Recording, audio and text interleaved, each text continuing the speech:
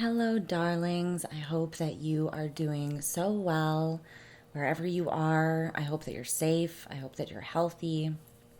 And I really appreciate you being here in the midst of the craziness of the world to just hang out with me, to just talk, to just remind ourselves that there are some simple things left in the world too, and lovely things, and those are worth fighting for, and making time sometimes to just kind of decompress, do nothing, you know what I mean? Just chat, listen to someone else talk. So thanks for joining me. I appreciate it. If you guys want to support the YouTube channel, if you haven't already, it would be great if you would like, share, and subscribe videos or like and share videos that resonate with you. Why can I not talk right now?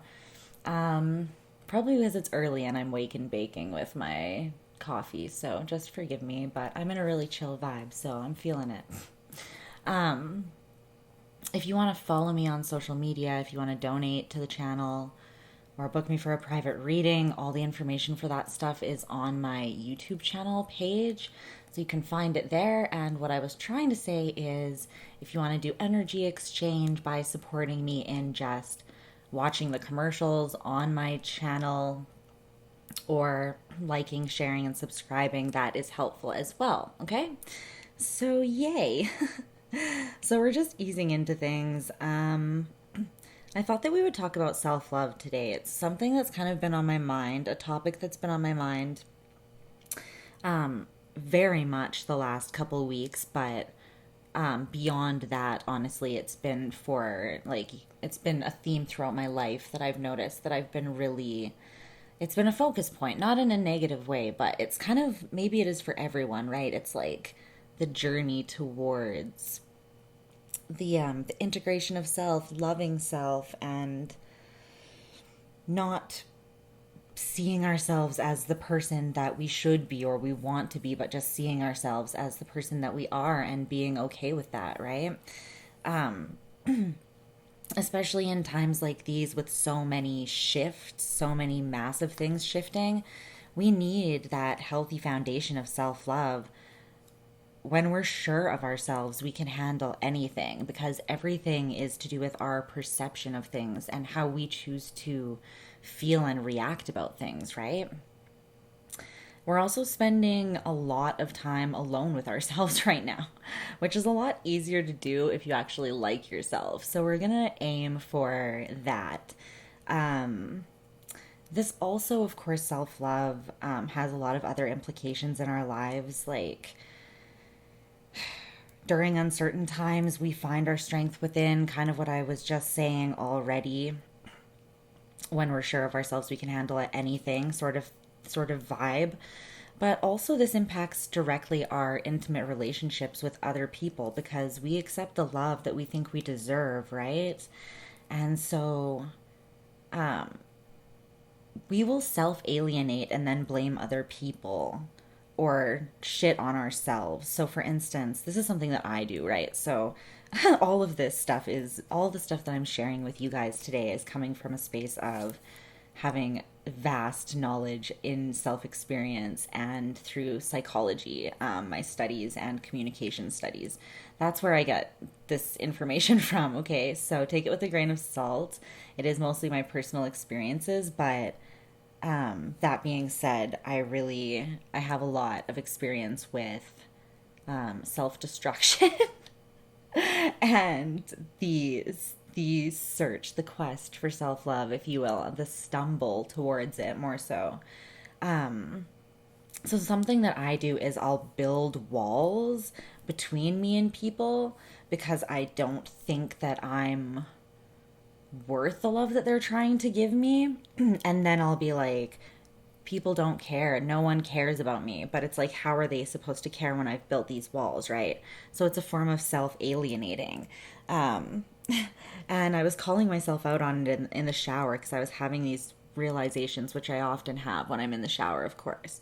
It's like poetry comes to me when I can't write it down. And like epiphanies, and I'm like, why can I not have these when I'm like journaling? Why would that not be a thing? But yeah, so anyways, self-love, it's been on the mind, and love is always a fun topic to chat about. So I hope that you'll stick around with me, and we're kind of just going to traverse the topic. I'm going to share some more intimate details of my life with you guys. The personal path to self-love, sort of like my story. um, Not that I'm there by any means necessarily, like, every single day, because I think it is a constant thing that is like sort of eternal. But we'll get to that.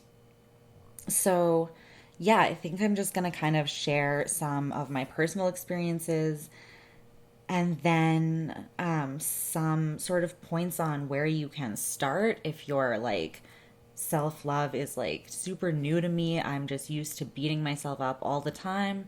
That's totally okay. That's like why I'm doing this podcast on this topic, is for people who are at every different place with their self love and self care. Okay. Hopefully everyone can take something from this. And if not, maybe you can just enjoy listening to me talk. um, my voice is getting a little more Scarlett Johansson-y, if you can tell, because I've been doing a lot of private readings. So everything I say is sounding especially sexy, especially naughty. But yeah, we're going to start with kind of some places that to start, or places that I started, because I was one of those people that really needed to start from scratch. And you'll find out why in a second when I talk about my personal path and journey. But after that, I'm going to give a couple points on how you can strengthen that foundation once you've built it. So this is again from personal experience. And then I think that we'll pull some cards as well. Whoop whoop. Sound good? So these episodes, the podcast episodes, they're not going to always be like a specific length long. I'm pretty much just going to have a topic, and however long the message is that I have to give, that's how long the podcast is going to be. Okay, it's pretty simple. It's just going to be like whatever I have to say, or whatever is being channeled through me, I'm going to say it. So you can kind of expect the podcast to happen when I feel like compelled and like divinely inspired, because that's kind of what it is to me. It's like when something strikes and the moment is just right, sort of. When the moon hits your eyes like a big pizza pie. No, just kidding. That's amore. So why don't we get started? Because I've already been talking for a while.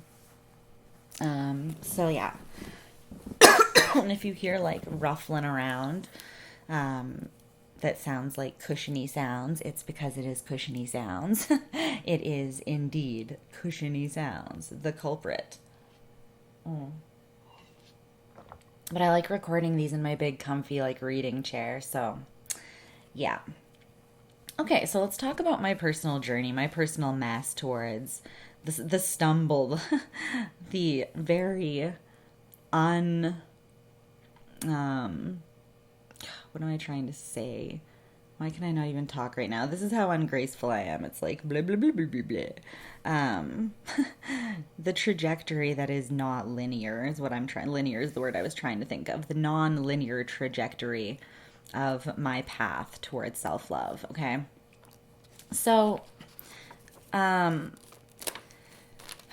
this is something that I have been, again, like I said, seeking for a very long time. And I didn't realize this until just a couple years ago, a few years ago.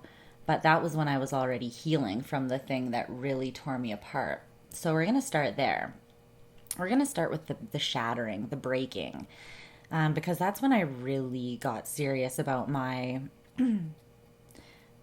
pursuit of, like, I put 110% of myself into the pursuit of being better, of loving myself and having a foundation and worth that is fully within me, fully autonomous in that way.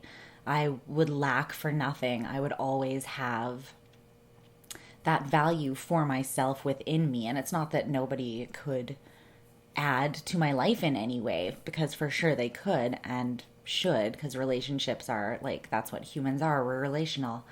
But just to say that no one would be able to break me because I would have that strong foundation and know who I was and know that I actually enjoyed the person that I was, right? Because my entire life I've been very hard on myself. So, Mars in Capricorn and Capricorn stellium. So, woo. It's fun.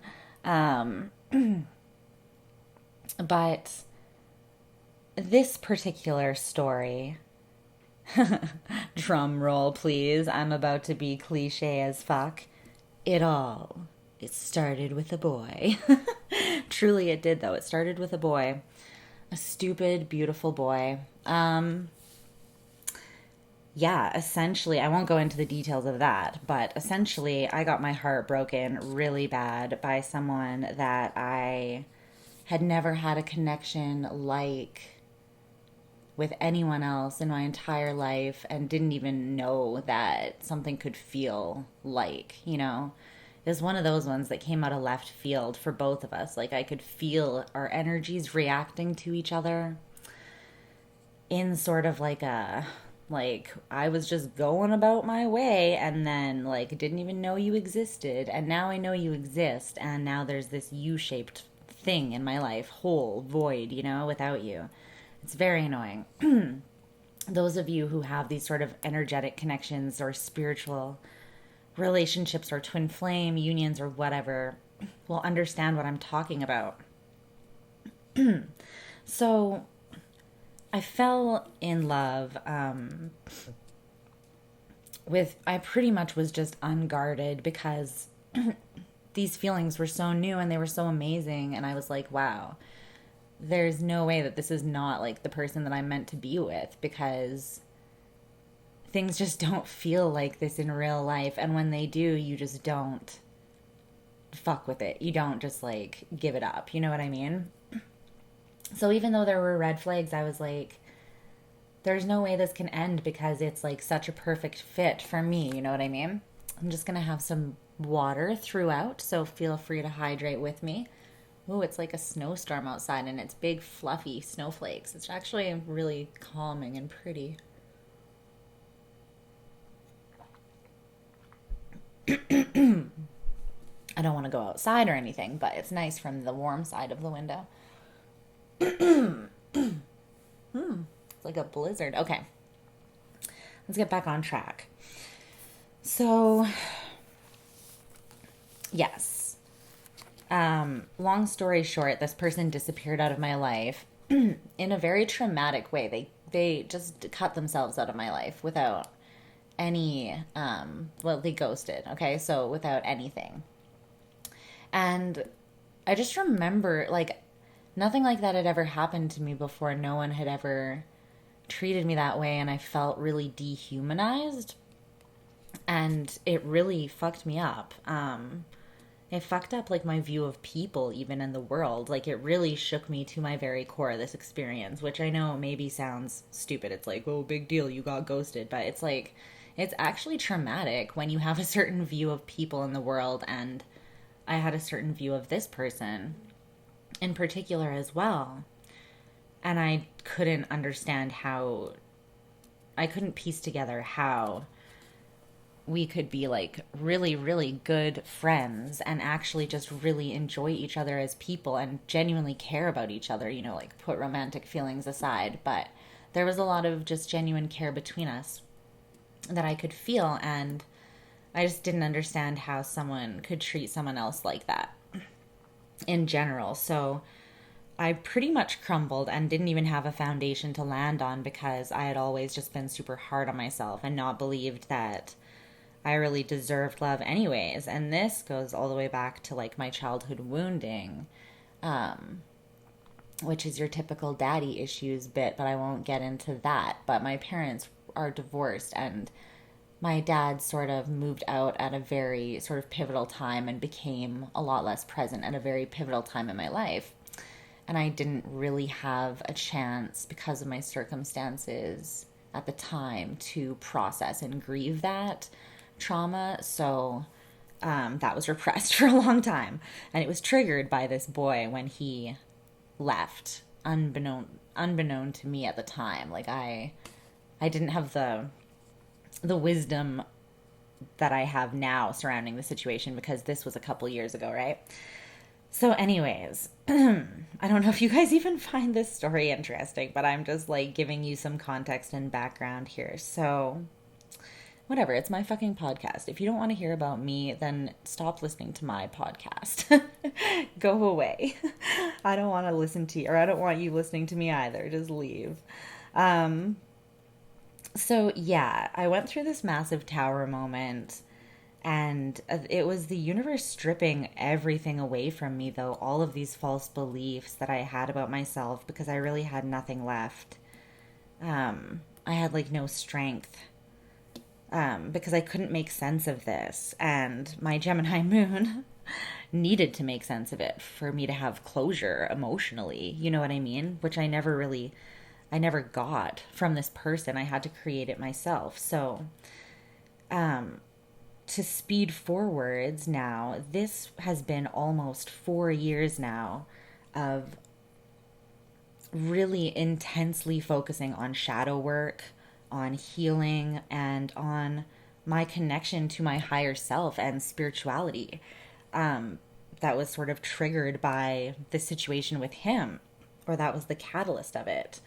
And I've gone through many phases within this period of, intensive healing and leveling up or ascension or awakening or whatever you want to call it, right? So, again, like I say, it is a process and you go through phases of contraction and expansion, which is life is cyclical. Everything in life is cyclical, right? So, it's very natural.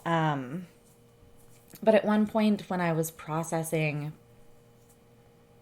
all of this grief that I had, that I didn't know what to do with, because it was all of the grief that I'd repressed from like ever since, that happened in my childhood, really. Everything that had triggered or reminded me of that because I never had a chance to deal with the initial wound just got sort of numbed out or pushed down. So it was like this big like buildup of grief. So when I say like I broke, I mean like trigger warning here, but like I was suicidal, like extremely at this point in time because I didn't know who I was, and I felt so worthless and dehumanized and just like horrible. I didn't have faith in people anymore because I was like, hey, this person that I think is amazing and I can see their heart and I know that they're amazing somehow has it in them to treat me this way, So it was just like a difficult time. But at one point I was reading back through my journals. I keep journals. I pretty much write pretty consistently. I have a bad habit of stopping when I need to process emotions the most because I know that writing pulls my emotions out of me and my Gemini moon wants to sidestep them. So, but I'm getting better at that. Anyways, I went back and I read through my journals surrounding not just the time period with this person, but I started kind of at the beginning. Like, I've had journals and I have kept all of them. So I have like a box of them. And the first one was when I was 10 years old. So it was like 1998. And it's like a Pocahontas one with one of those fake little locks that you just push it and it like opens, but you're like, this is top secret. I'm badass. If you know, you know. So anyways, this is the same era as like Polly Pockets, the originals. And like, yeah, it was dope times, my friend. So where was I going with that? I got so distracted by like Polly Pockets and like me just being sentimental from that time frame. Oh, right. I was reading through my journals. Okay. Sorry, just let me have a drink of coffee here. Okay. So I went back and I started at the beginning and I read through them all in chronological order all the way up. And when I did that, I'd never done that before, which was interesting, but I'd never like gone through and put them in order and started at the very beginning and read through. And it was a trip. Like, it was a fucking trip. I'm not gonna lie. Because really, it's like my life through my eyes from that time. I don't know why I didn't think to do it before, but maybe I was scared of what I would read. My writing tends to be very emotive. And so, like, when I read things again, I re-feel things because it's like I'm in it. Because I instill energy into the things that I write as well, right? My poems, my journal entries. So as I was reading through my journals, I was noticing these trends that, like, things that changed and things that, like, came and went over the years and people that came and went, and then trends, like trends with people in my life, trends with my focuses. And one of them that I was, like, really sort of touched very, like, I was not like sort of touched. I was like incredibly moved by this and cried, like ugly cried in my bed, stoned while reading my journal the one night. Because one of the trends was that I was always, no matter where I was at in life, doing the best that I could to love myself, to work towards being nicer to myself. You know what I mean? And I was just proud of myself in that moment. You know what I mean? I was like, I'm kind of like getting teary eyed now thinking about it, but it's emotional because you realize that a part of you has stayed soft, you know, because that is, I feel like, the inner child as well, a little bit, that innocence and desire to heal that part of yourself and not keep it locked away, but eventually find your way back to it. So it was very powerful experience for me. And I would highly recommend, if you're looking for sort of another exercise, because I'm going to mention a couple things in a second here, in terms of, like I said before, where you can start and how you can strengthen your self-love practices and beliefs, if that's something you're kind of wanting to do.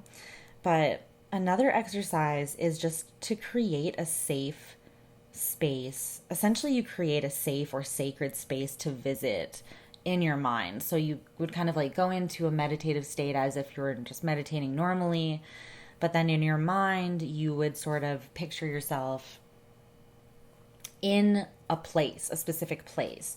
If you've seen like Fight Club, you know that scene where she's telling him to go to his safe place, and his safe place is like the igloo with like the little penguin, and then she's there fucking with his shit. But it's essentially that you go to this, you create this safe space that you can go to visit, to safely process your emotions, your deepest wounds, when you go to really go deep. You know what I mean? It's this safe space that you've created, and you can cleanse and protect it energetically so that you always feel secure going there. But I highly recommend you just sort of creating a safe space in your mind in terms of just imagining it. And it will be very personal to you, and it can change over time. It doesn't always need to stay the same either, okay? It can change every time that you go there if you want. But it's just somewhere you can go there to leave things, like to put things on the back burner as well. Like oftentimes I'll go to my safe space and I'll have like a cabinet there, or, you know, a cupboard or a closet or something, or like a little box on a dresser, whatever. Any form of furniture will do, really. I'll have something that I just need to, if I need to clear my head, I need to take something completely off my mind for a while, but I don't want to like forget it or lessen the importance of that thing. I just am taking a hiatus from thinking about it. It helps me to do this because it's kind of like an actual like ritual or exercise, that is sort of a physical thing that attaches. And so I feel like, but it's also energetic, I feel, but it's very helpful in releasing. So you'd go to your safe space and just sort of, I usually verbally say or say telepathically in my mind to the thing that I'm putting away for a while that I still care about it and I'm still coming back to heal it and to revisit it. But right now it needs to sit on the sidelines because it's been taking over my life in an unhealthy way, maybe. Or if you need your ego to really take a back seat at some point in your life, you can drop your ego off here and come pick it up. Kind of picture it as like a babysitting service. It will be safe here. And you can always come back to it. It will be there, but then you can kind of like let it out of your mind because you know where it is when you want to go back to it. So you associate it with this safe space, right? So that's a really helpful exercise for processing deeper wounds. Okay. Yeah, so the main point is that this happens over time with conscious intentional effort and patience. And by this, I mean self-love. This is like me going back and seeing this trend from literally the time that I was 10 years old, me working towards knowing and loving myself, right? So it truly is a lifelong journey. And the thing that I think I found so touching too was not just like how endearing it was that I did really care for myself at my core that whole time, even though I know I've been very hard on myself. It was almost like getting that proud pat on the back from like me, who is my harshest critic, right? It's like when your parents that never say they're proud of you say they're proud of you. It was like a moment like that. Just very, very meaningful. Yeah. But okay, I forget where I was going with that sentence. So I got lost in sort of remembering how nice that was. It was just, yeah, it's very important to do this work. And I know that it's uncomfortable. I know shadow work is very uncomfortable. And if you don't know what shadow work is, it is essentially in like very simple terms, and everyone does shadow work differently because everyone processes their feelings and thoughts and reality differently. So there's no right or wrong way to do shadow work.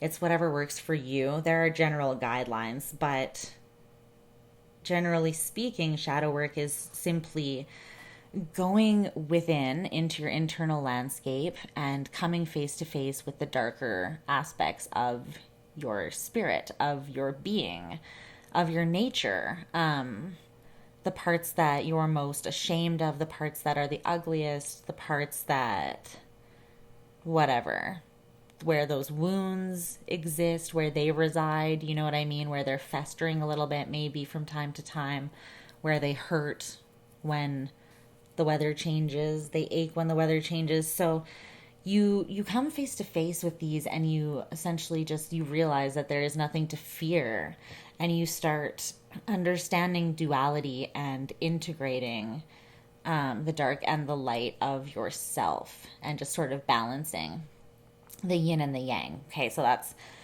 sort of a brief overview of shadow work. It can be simple or complex. It can be whatever you make it, really. It will be effective if you are conscious, intentional, and put in the effort and patience, like I said before. This is something that happens over time. So just be patient with yourself and be easy on yourself. That is kind of the whole point, right? You can't well, you can. And the ironic thing is that I do this is that I am hard on myself for being hard on myself.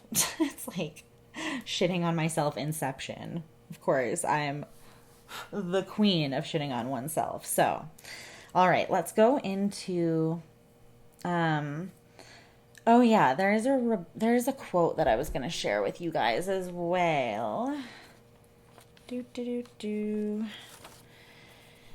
I have some notes here if you hear me flipping. Okay. So, first of all,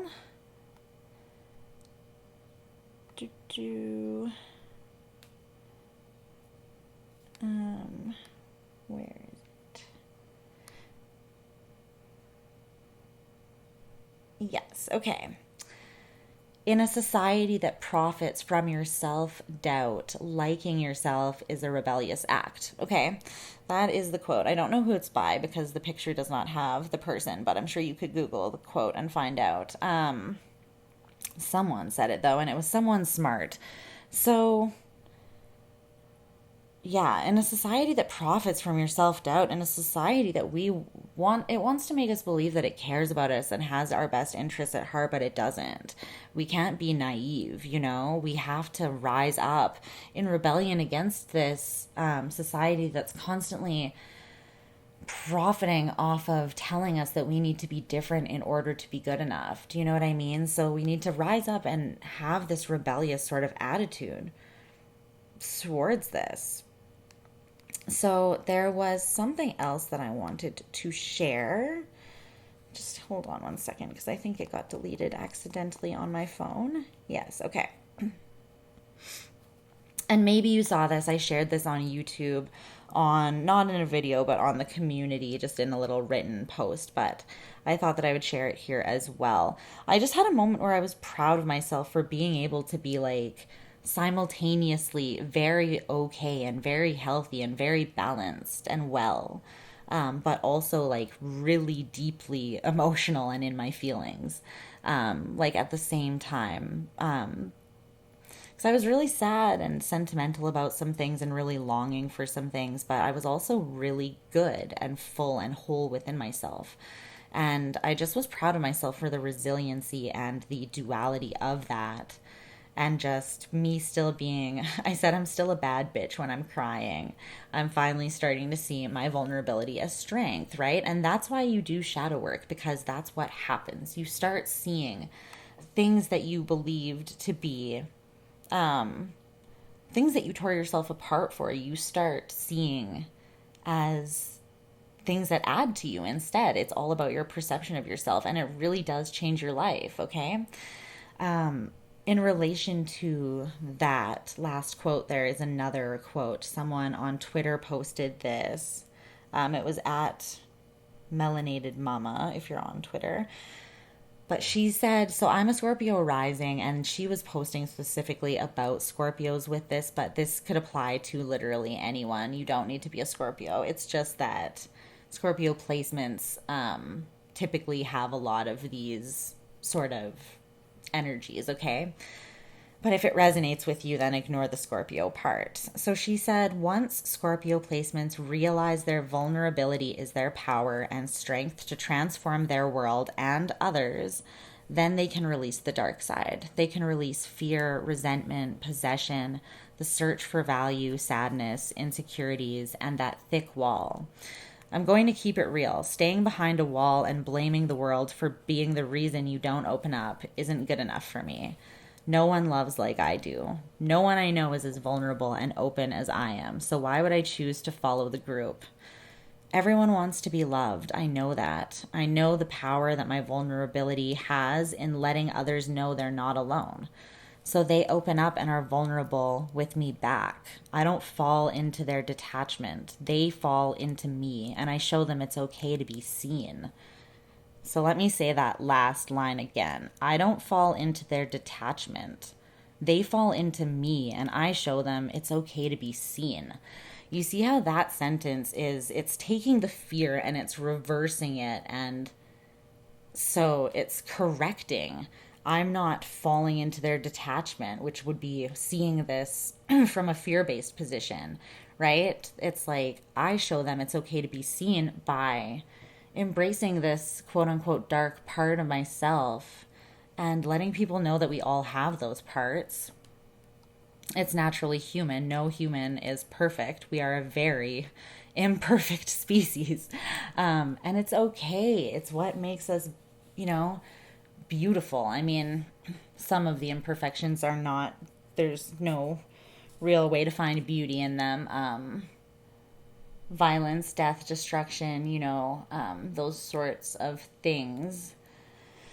But you know what I mean, right? It's the human condition. It's finding the beauty in the imperfect and in the stumble forwards.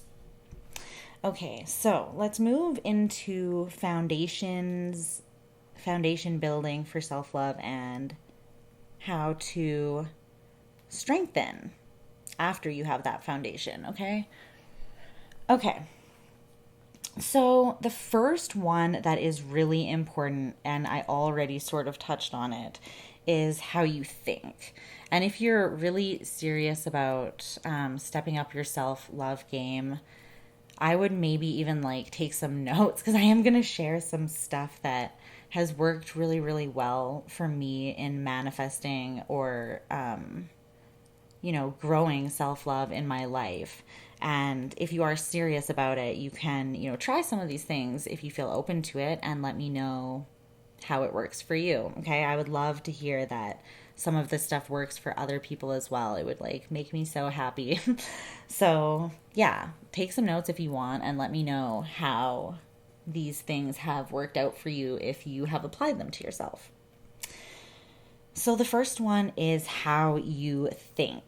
Okay, this is huge. I want to talk more on this in another episode or in a Q&A session because someone actually did ask me about this. But just how thoughts and words and poems and all of it is spells essentially. Someone wanted to know more about that, and I do want to go deeper into it. But essentially, the idea is this: what we focus on expands, and everything in the universe is energy, right? Everything is attached to energy. It is energy. So literally, like, your thoughts are energy, your sentences that you speak are energy, and so what you focus on expands, right? You attract what you put out for the most part, or for a lot of people. I'm definitely not saying that if you've had trauma come into your life then you have deserved it, because like don't don't put words in my mouth. People love to put words in my mouth and it really pisses me off. It's like that scorpionic annoyance of being constantly misunderstood, and I just want to be like, sit down, Linda. Like, sit down and don't listen to my fucking podcast if you're gonna come in here guns blazing trying to point fingers at me when you know damn well I'm not an idiot who's gonna be ignorant on my own fucking podcast. Anyways, rant over. The basis of this, though, is just that if you're focusing on something, it's going to expand in your life. And so naturally, what you think, what you speak, this becomes your reality, okay? So affirmations are a really big one. And this is literally a way of recalibrating your mind, okay? This is like a psychological sort of technique. You know what I mean? It's cognitive behavioral therapy to a degree, but you're recalibrating your mind. That is what you're doing. You know what I mean? And you can work affirmations into your life in so many different ways. You can write them, you can speak them out loud to yourself, you can record a voice note of you saying all of your affirmations and then listen to it every morning or something, which is something I've been meaning to do because it was an idea I had a little bit ago. Because sometimes I forget what I'm affirming myself for. So I kind of wanted to have them all recorded so that I could just listen to them every night or morning or whatever. So these are some ideas, but essentially how you would how you would use affirmations in a practical sense. So an example would be, what would an example be? It's essentially when a negative statement or belief about yourself, something that doesn't serve you, comes up, you are conscious in the moment. So you have to be in the moment for this to work. You have to be conscious and aware, okay? You can't just be floating through life like not giving a fuck and expect this to just happen. This comes from being present and intentional, like we spoke about before. But if like a negative thought comes up, you would notice it, and from sort of a more observing standpoint, be like, okay, like that's not helping. How can I reframe? It's all about reframing and rephrasing and just switching your perspective around. It's really the hanged man. It's taking that new look at things. Realizing that it's okay to change your ideas about things, especially yourself, especially if they're not serving you, because then you're just bringing more of the same shit into your life. You know what I mean? Because you're kind of constantly sending out a little message unconsciously to the universe that that's all you believe you deserve, or you must have done something to deserve it, or the world is just an unjust place in general, or whatever. You know what I mean? So you have a negative thought and you reframe it. An example. I have struggled with my body dysmorphia, okay? It's like feeling like no matter how skinny you are, how perfect you are, how whatever you are, how perfect your makeup and your hair and everything is, there's still something you can pick apart, right? And so because of society, again, we go back to society gaining off of us hating ourselves, essentially, which is just fucking lovely. But so I would have thoughts about, my body, right? And I would catch myself because I wanted to love my body. I wanted to, respect the energy and the sacred space that I'm in this lifetime, you know what I mean?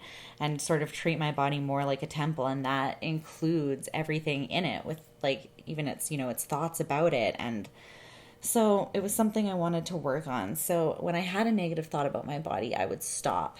And even if I didn't necessarily believe it, I would say something. I would replace that negative thought with something positive, a validation about myself, specifically about whatever I was thinking a negative thought about before, okay?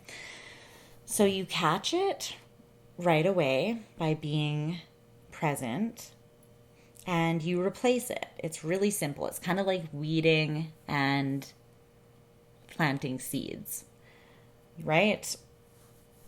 You're going through the garden that is your mind, okay?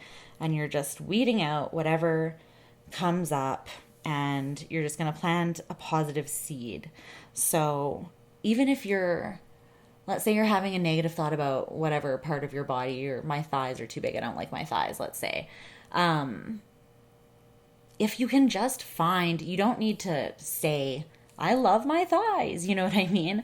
But you can find something about your body that you like. I really like the way that my eyes stand out, or I really, my hair looks great today, or whatever. Just replace it with something positive surrounding what it is that you were kind of being difficult with yourself about. Okay, does that make sense? You can't answer me. Why am I asking you? Okay, I hope you're still with me, you guys. So I'm gonna go through all of these, and then afterwards I did actually,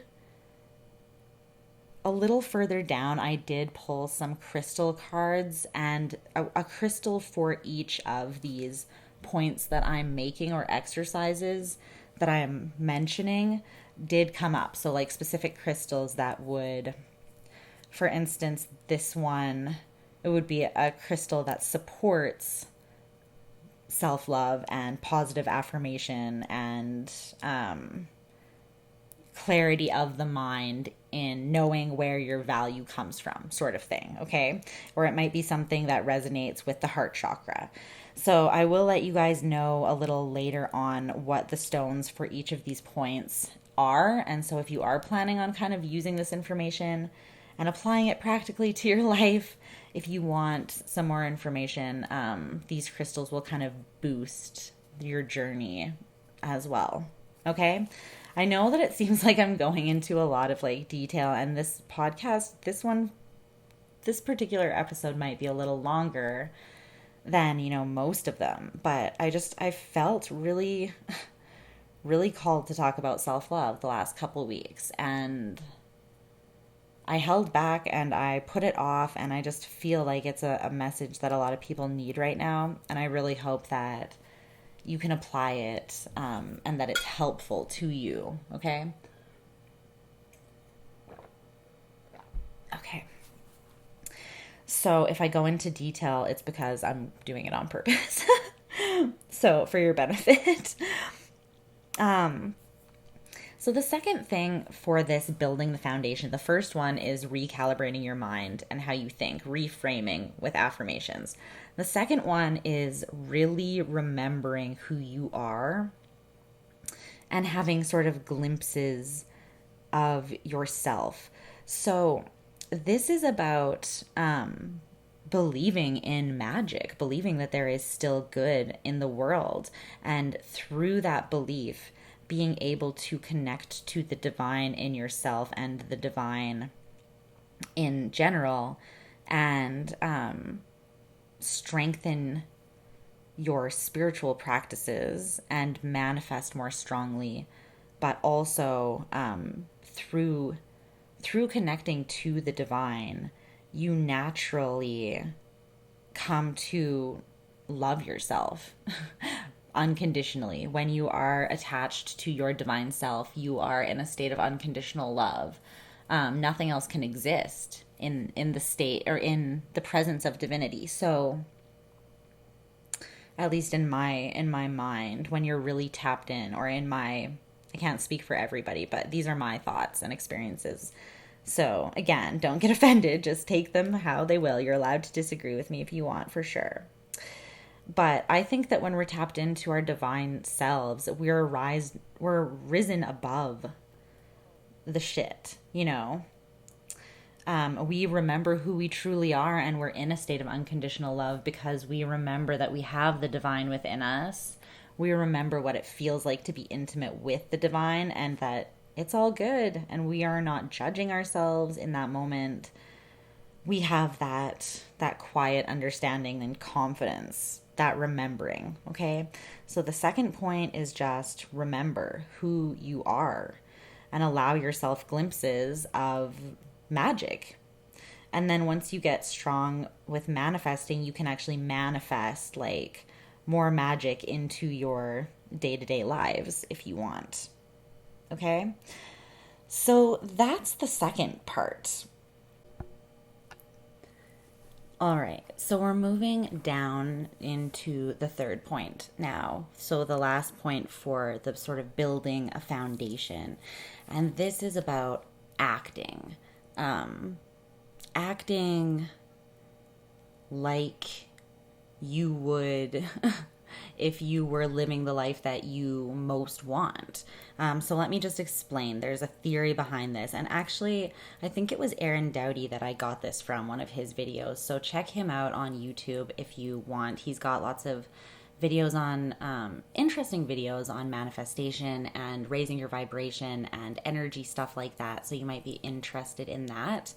But I'm pretty sure it was him that told me about this. He learned it from someone else as well. But essentially, if you look at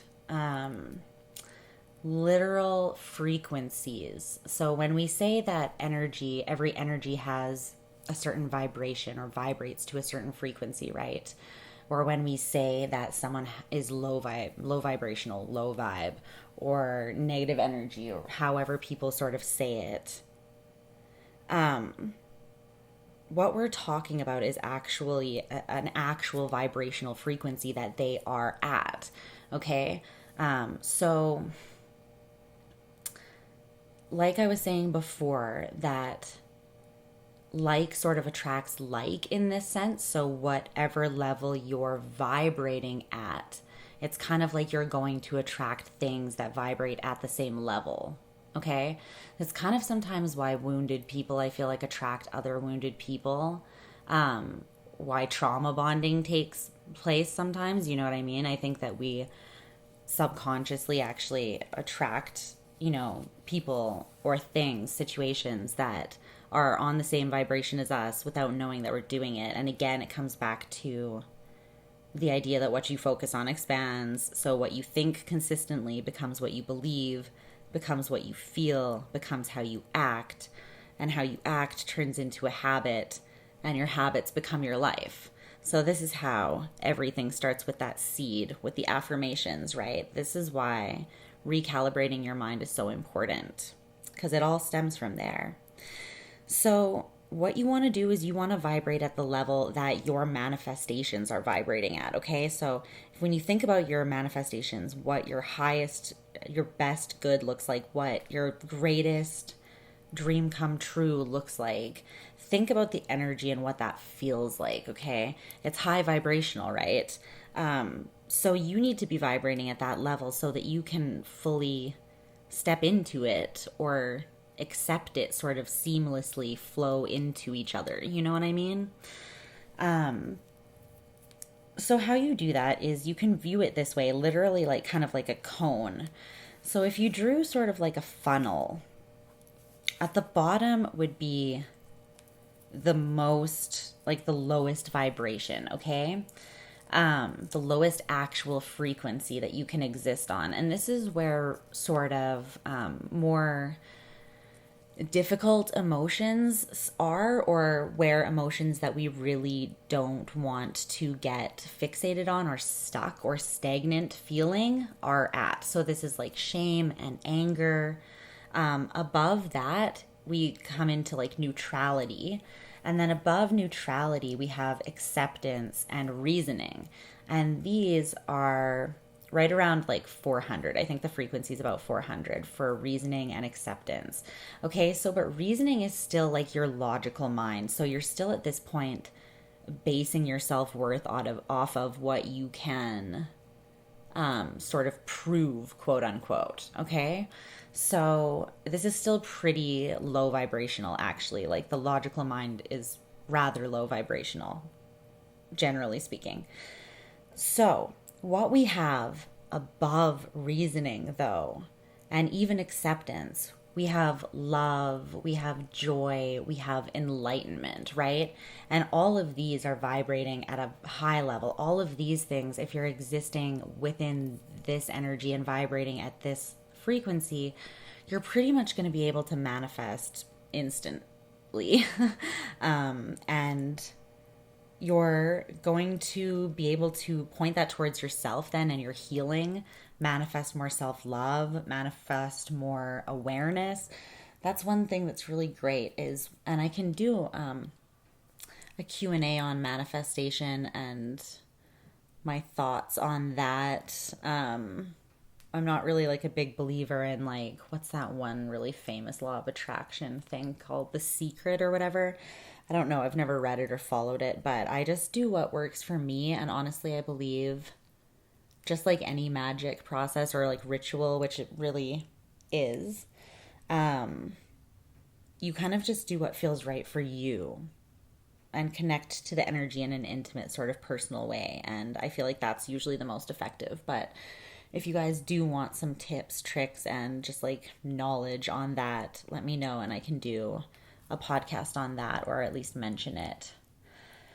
So anyways, as I get off track, the whole point of this is doing things like how can you practically start vibrating at this higher frequency, okay? The key is in doing things for the sake of doing them because you actually love doing them, doing things that you love because you love doing them, and for like the simple fact of that and nothing beyond that. The sort of key to this is to sort of shut off the rational mind, the reasoning mind, not to be like walking through life like doop like an idiot, like ignorant to the world around you and yourself by any means, but you don't want to overthink. So you want to be in flow essentially. Just living, just doing the things that you feel called to do intuitively, the things that you enjoy doing at the vibration that you want to be at. Okay, and doing them for the sake of loving them rather than for the side effects of that thing. So rather than, well, if I do A, then I get B, so I have to do A kind of thing. Okay, so it's shifting that perspective, and asking yourself, how would me vibrating at this high level, how would me, with all my manifestations, think, feel, and act? And then you just do it. You just start thinking, feeling, and acting that way. And anytime your brain tries to like reason you out of it, you bypass that entirely. Okay, so that's the act theory. That's the sort of raising your vibration. So far we have affirmations and recalibration. Then we have manifest confidence and believe in magic. This is about remembering who you really are and the divine in you. And then we have act, raise your vibration and attract abundance. Okay, so that's kind of good places, I think, to get started, to build like a solid foundation for this, for self-love. Now I'm going to go over a couple things that you might be interested in if you kind of are like, yeah, I've got that down and I've got like a basis, but I just want to kind of strengthen and continue working on self-love, self-care vibes. There's 3 points that I have for strengthening as well. So the first one, and you probably already know this because it's really basic, but it is really effective also. And take it from someone who, Gemini moon, mutable energies, doesn't really like structure in her life, but needs it to be, the most effective and focused that I can be. I begrudgingly admit.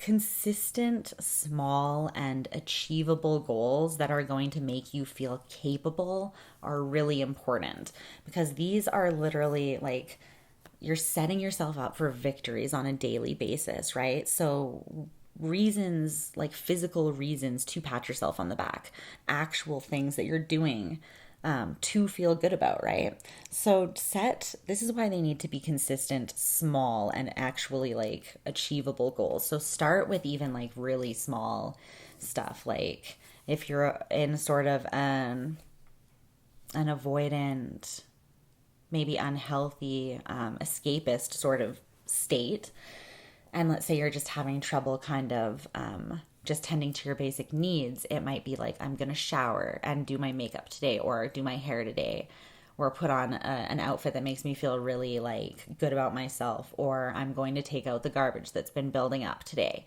It can be something small as it needs to be for it to be achievable, because this is the whole point, is you want to just build up your belief that you are capable. Okay, and just the constantly appreciating yourself for tackling these goals, okay? And you want this to be consistent. So pretty much on a daily basis, you want to have, I would say, at least like start with 1 or 2 little goals. So that's the first point. It's really, really simple. But I think that people bypass it because they're like, yeah, it's so simple and so easy. I know that I bypass it. I make like these, because I'm a visionary, right? That's how my mind works. Very much a visionary. And so I think big picture, and I think of like the end, like what I want the end to look like the big picture, I can have a more difficult time breaking it down into like the more monotonous, but like achievable, smaller pieces. You know what I mean? But it is important so that things don't feel overwhelming, so that you're not constantly setting yourself up for failure, okay? So the second thing for this is vulnerability practice. That's literally what I call it. And it's like going to like soccer practice or voice practice or whatever. This is implementing another habit into your life, and it's a habit in the form of making yourself vulnerable. And the habit is being in some sort of community and being somewhat active in that community, or at least having somewhat consistent, raw interactions with other people. Okay, and it sounds super simple, but it's rare to actually have these conversations with more depth to them these days. You would be surprised when you try to, like, just have a vulnerable conversation with someone. It doesn't even have to be deep or heavy necessarily. It's just sort of raw. You would be surprised how many people are really freaked out by that. So this exercise specifically shows you quite a bit about people and yourself, I find. But yeah, so essentially you're just going to want to have intentionally raw interactions with people. And these can be small as well. They don't need to be like you admitting your love or like bearing your soul or admitting your deepest wounds or most private painful traumas or past or anything like that. Again, it's going to be whatever is achievable for you. If you are really introverted and you just struggle to have any interaction, then this might just be just having an interaction with someone and just asking genuinely how are they that day, someone that you care about. You know what I mean? That's vulnerability practice. Asking and not asking just because it's second nature to ask. How are you? Oh, I'm great. How are you? Like, we're not even listening. You know what I mean? So again, we are being in the moment. It comes back to being, you have to be very intentional and committed to this path, I will say. But it's good. You just do what you can do as good as you can do while you can do that. And then when you get better, as you grow, just keep doing better. And don't be hard on yourself. Understand that it is really a process, right? But yeah, having these little mini raw interactions are going to be really good. Another example would be just like having like one of those late night talks where you're talking about anything you're just really intellectually raw. Like you can just really explore your mind and random ideas and topics with someone, or like it doesn't have to be emotionally raw necessarily. Do you know what I mean? This could even be like if you struggle with, like, let's say more physical stuff, then having some sort of physical intimate sort of interaction that is healthy and aligned with your highest and best good, obviously. But yeah, just have sort of vulnerability practice consistently in the areas that you feel you kind of most need it, and push yourself a little bit in that way.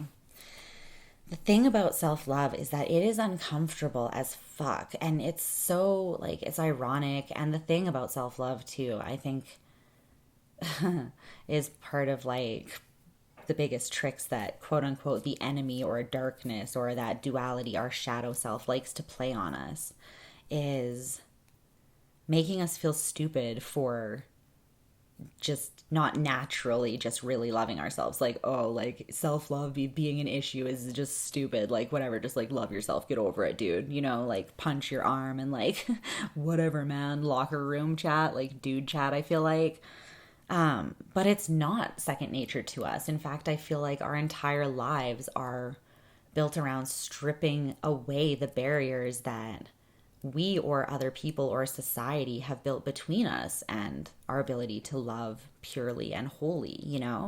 So don't feel stupid about having to just practice having minor, raw, authentic interactions with people, because especially even the way that our society is now, those are rare. You know what I mean? So give yourself credit for doing this, and don't let that voice in your head tell you that it's stupid or that it should just be simple, because it's really not. In fact, the more that you strive, especially I feel like at the beginning, the more resistance you do feel like you come up against. So just a fair warning that I feel like there are energetic battles going on and spiritual battles going on that we're not aware of, but that we are affected by. And it's my personal belief that that is something that happens. So just don't be too hard on yourself, essentially. Yeah. Okay. And know that you're being impacted by things that you don't understand, and we all are. Okay. So it's normal, but don't put everything on yourself all the time. So, the last point that I was going to make about strengthening this is implementing healthy boundaries. This is like an extraordinarily important point and something that I'm still learning, and I've been pretty much focused on learning it for the last couple of years since I got, my heart broked by the boy, la boy, if you will. Let's make it romantic. Let's make it French, la boy. But yeah, so healthy boundaries are really major, and they can be really difficult to implement, again, because of some of the fuckery that today's society deems appropriate, like gaslighting, like manipulating someone into thinking that they're wrong for having feelings, or you know what I mean. Healthy boundaries is about this. Fuck the opinions of those that don't get you, aren't trying to, or straight up just aren't your people. Fuck the opinions of those that don't get you, aren't trying to, or simply aren't your people. Okay? Like, turn that shit up and put it on repeat until you understand, because if you're anything like me and you're an empath and you're sensitive, even if you're not, even if you're someone who we all appreciate the approval of other people, we're human, we're relational, we care what each other think about us, we care what other people think about us. So for me, sometimes I can internalize the opinions of people that like literally don't matter at all. Like, it's like some stranger on the internet leaving a comment that's just like, you suck, like the letter U suck. And I'll get like really sad about it and down about it. And it's like, Lisa, like, wow, just chill on the fields, dude. Like, this person, not anything against them, but like they're someone who literally is so low vibrational and has enough time to just sit on the internet and spread negativity that's not helping anyone. Or like someone, one of my personal favorites, someone said that my voice, they were like, the messages are great, but your voice, you sound like arrogant and cocky and I can't listen to you or something. And I was just like, I responded and I was like, I cannot express how entirely, like how fully and completely I do not care. Like, whatever made you think that I would care about hearing your shitty, rude, and unrequested opinion on my voice, something of which I can do nothing to change, by the way, is something that I literally don't care about. And so I have to, assert healthy boundaries in some ways. I wouldn't have had to necessarily tell her that I don't care, but I thought that she should know. And then she got offended. She was like, oh, the true colors shining now. And I was like, you're an idiot. But anyways, I rest my case. If they're not your people, if they don't just naturally vibe with you, then don't worry about what the fuck they think.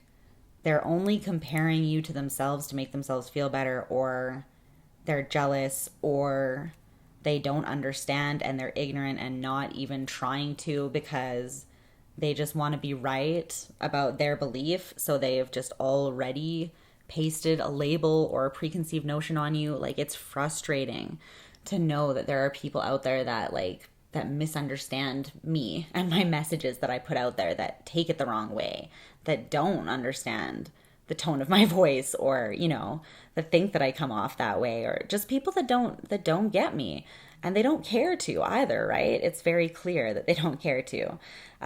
It is such a waste, an epic waste of your time to give a fuck about the opinions of these people. Like, epic waste of time. So please do not. Please let that be something that you lay to rest. So, yes, consistent, small, and achievable goals to build your belief in your capabilities, vulnerability practice through raw interaction and community, and healthy boundaries. Fuck the opinions of the non-people. The non-people, okay? So, and that's just to say not us versus them or anything, but the people that, like I said before, aren't just part of your natural tribe, okay? And this comes back to self-worth too, and the more that you do self-love, the more that that strengthens, the more naturally this will happen anyways, because you'll see very clearly how other people's reactions and judgments to and of you are literally just a reflection of their feelings for themselves and a projection. So you'll rise above the more that you have that self-love and that grace for yourself. You'll be able to see things from a much more objective standpoint, and you'll just naturally have more grace for people because you'll almost feel compassion towards them for not understanding or not getting it or not being sort of where you're at. Not necessarily that you're like above them or anyone's ahead of the other person, because everyone's on their own journey. But you guys know what I mean. It's kind of like you're vibrating naturally at a higher level. So you're not really sinking to their shit. For example, I probably wouldn't have reacted and said that I didn't care. Although I probably would have, because I mean, sometimes people should just know that their opinions are just like, what was the point of that? Why are you spreading negativity around for no reason? I just don't understand people like that. Like, there's enough negativity in the world, you negative Nancy. Could you just STFU, please? And thank you. Okay. So those are the 6 points, all right? I hope that those were helpful for you. So I wanted to share, to kind of finish off this portion of... I've been talking for a while, hey? Okay. That's okay. I hope it's okay with you anyways. It's okay with me. We're getting closer to the end here, closer to the card pulling portion, and then we'll be finished. But I kind of wanted to read you one of my journal entries that I'm just from March 30th, so it wasn't that long ago. I know I'm aware that this is very intimate. Look, it's my vulnerability practice. See, I'm practicing what I preach, you guys, so now you have to do it too. I'm just kidding. But I'm going to read you some musings that I had to sort of end this portion of the episode. And then I'm going to go through and tell you which crystals vibrate with and support those 6 points. And after that, we'll move on to the cards, okay? So March 30th, 2020. I've been avoiding the shadow work I know I need to do before I can move forwards, before anything can move forwards. I guess I was just tired and scared of what will come both during and after. The moon energy wading into the dark depths of unknown, but sure to show you some of the most quote-unquote terrifying things, or maybe just the ugliest to look at. Turns out it can be intimidating even for a fish. But now I'm ready. I'm ready to feel again. It was just kind of a traumatic last bit, to be honest. A string of things, which I'm starting to see was simply a roadmap to everything I've been manifesting. The unfolding in practical terms. Ask for change, and change you shall get. Back to me being ready. I'm facing stuff again, popping my head out of that dark, numb escape. Recognizing the dark, numb escape. I started asking for help, journaling, creating, and giving my body more TLC and rest. All of this either helps prep me or helps directly with shadow work. And the timing feels really right. No distraction. The world is on pause. Full moon coming up. Perfect time to release the problematic parts of what's found and any shame or regret surrounding it. cord cutting, a ritual to lay this phase to rest, because change is coming. And this has all been prep and healing and ascension to bring me into alignment, then into alignment with my dreams. Now, here we are. In order to accept the blessings, I have to believe I deserve them or feel worthy. Even just have basic self-worth. Shame, regret, and stagnancy blocks that. So you must do the shadow work. Everything is clear once you feel it. Why are you still afraid to feel the thing? Gemini moon. Break down emotion and what do you have? Energy, motion that moves us. Energy in motion, energy that moves us. All emotions are different types and vibrations of energy that move us in a contracting or expanding sort of cyclical nature through and through in life. We choose how we react to them. We choose how to focus and filter that energy and steer our way. The only fear is still fear itself. I'm proud of myself. I've done a lot to bring me here, and I'm still doing my best to move forwards. I'm learning to love myself through and despite these bouts of confusion and messiness, of being human. And it's nice. It feels light, fresh, open, softer, more spacious. So yes, it is much fun. The good thing is that the side the grass is green on is like so beautiful. So I just have to see both and love the wholeness, the duality. The light and free have meaning because of the dark, deep, and heavy. It's okay. But sometimes, well, always actually, you have to stop touching the wound so it can actually heal. It can't with your finger thoughts all up in its grill. Finger thoughts. There will always be a bit of both heaven and hell in me. Isn't that humanity, nature and nurture, divine creatures in a fallen world, fighting to be good, to love, to maintain a sweetness, a tenderness, despite the ache of it all? They say don't take life too seriously. You'll never get out of it alive. Well, none of us do. Part of why I'm here is for the fucking human experience. So live it. Don't think all the time, or let them be light and in awe at the miracle of it all sometimes. Explore life, yes. Get lost in the depths and swept up in dissecting the thing? No. Life must be enjoyed, simply enjoyed. We must enjoy ourselves, for fuck's sake. Or why the hell am I here? To serve no one well, including myself?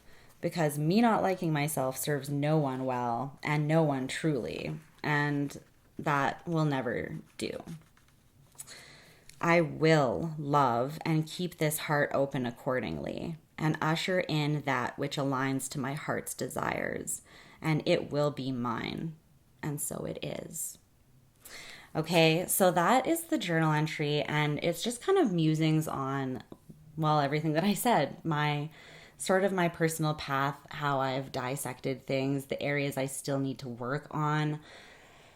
But I think that it's important even to maybe have a journal or a creative process, an outlet where you can express the parts of yourself that you face that are ugly. You know, I have like parts of my journal where I'm dissecting elements of my shadow self that are really hard to look at, like things that I do or say or how I act or feel that I'm not proud of, those spaces of shame and anger, right?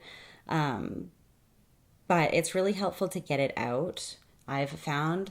And also, as I was doing in this journal entry, and I've gotten much better at doing this, is, again, you include affirmations, you put them in, right? And you speak them and you put them in there with power. So like how I ended with that strong sort of liberated affirmation and then said, and so it is, you know, like, thank you to the universe for giving me this because it's already mine, like claiming it. It's really important to just kind of work that into your day-to-day life, which is yeah, all part of the process. So before we move on to the cards, which I'm excited for because I'm going to let them talk for a little bit. I feel like I've been talking for a long time. I feel like I had a lot to say this time, so hopefully this is helpful for you guys. But let's take a look at the crystal selection and how those are going to support the points that I kind of gave you, okay? So, how's the battery doing? It's good, okay. So, to support affirmations or how you think or recalibrating your mind, you guys, we got celestite, okay? Celestite helps you tune into your serenity. It is calming. It helps you get into a meditative state. People who are ignoring the consistent inner voice that actually has some pretty good ideas for how you might better cope with life. Those people, Celestite kind of gently points that out to you.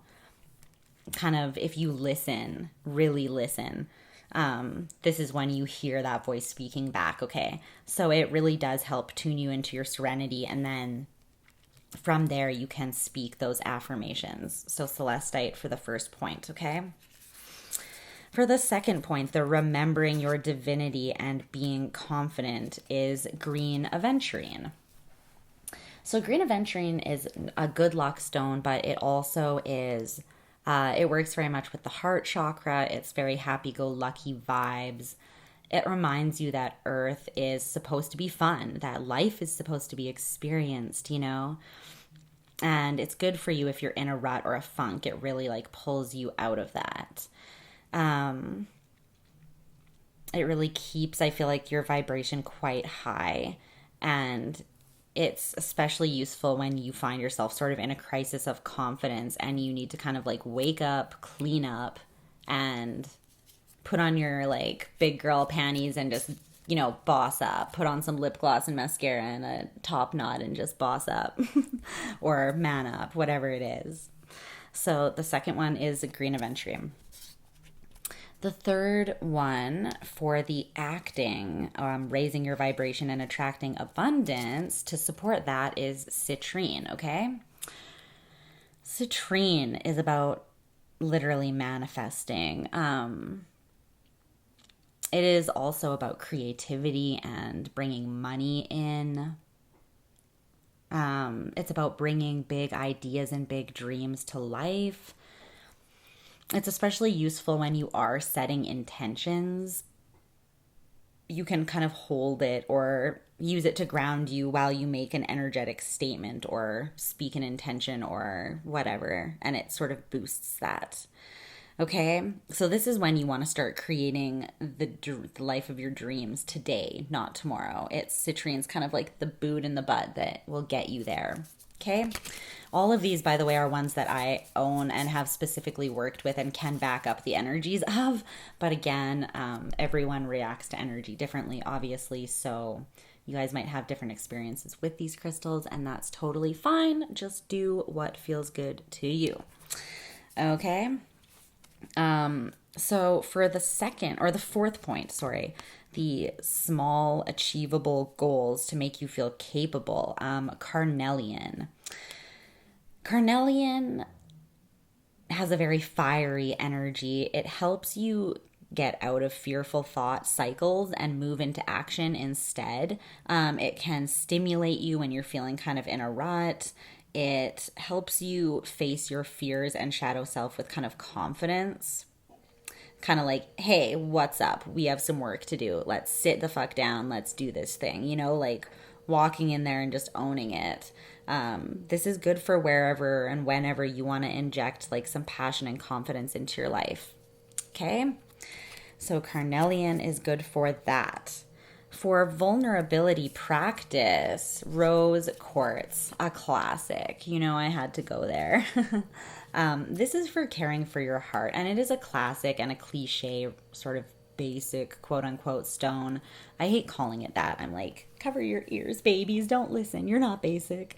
But it is very effective, and it is just a beautiful energy with this stone. So there's a reason why it's so popular.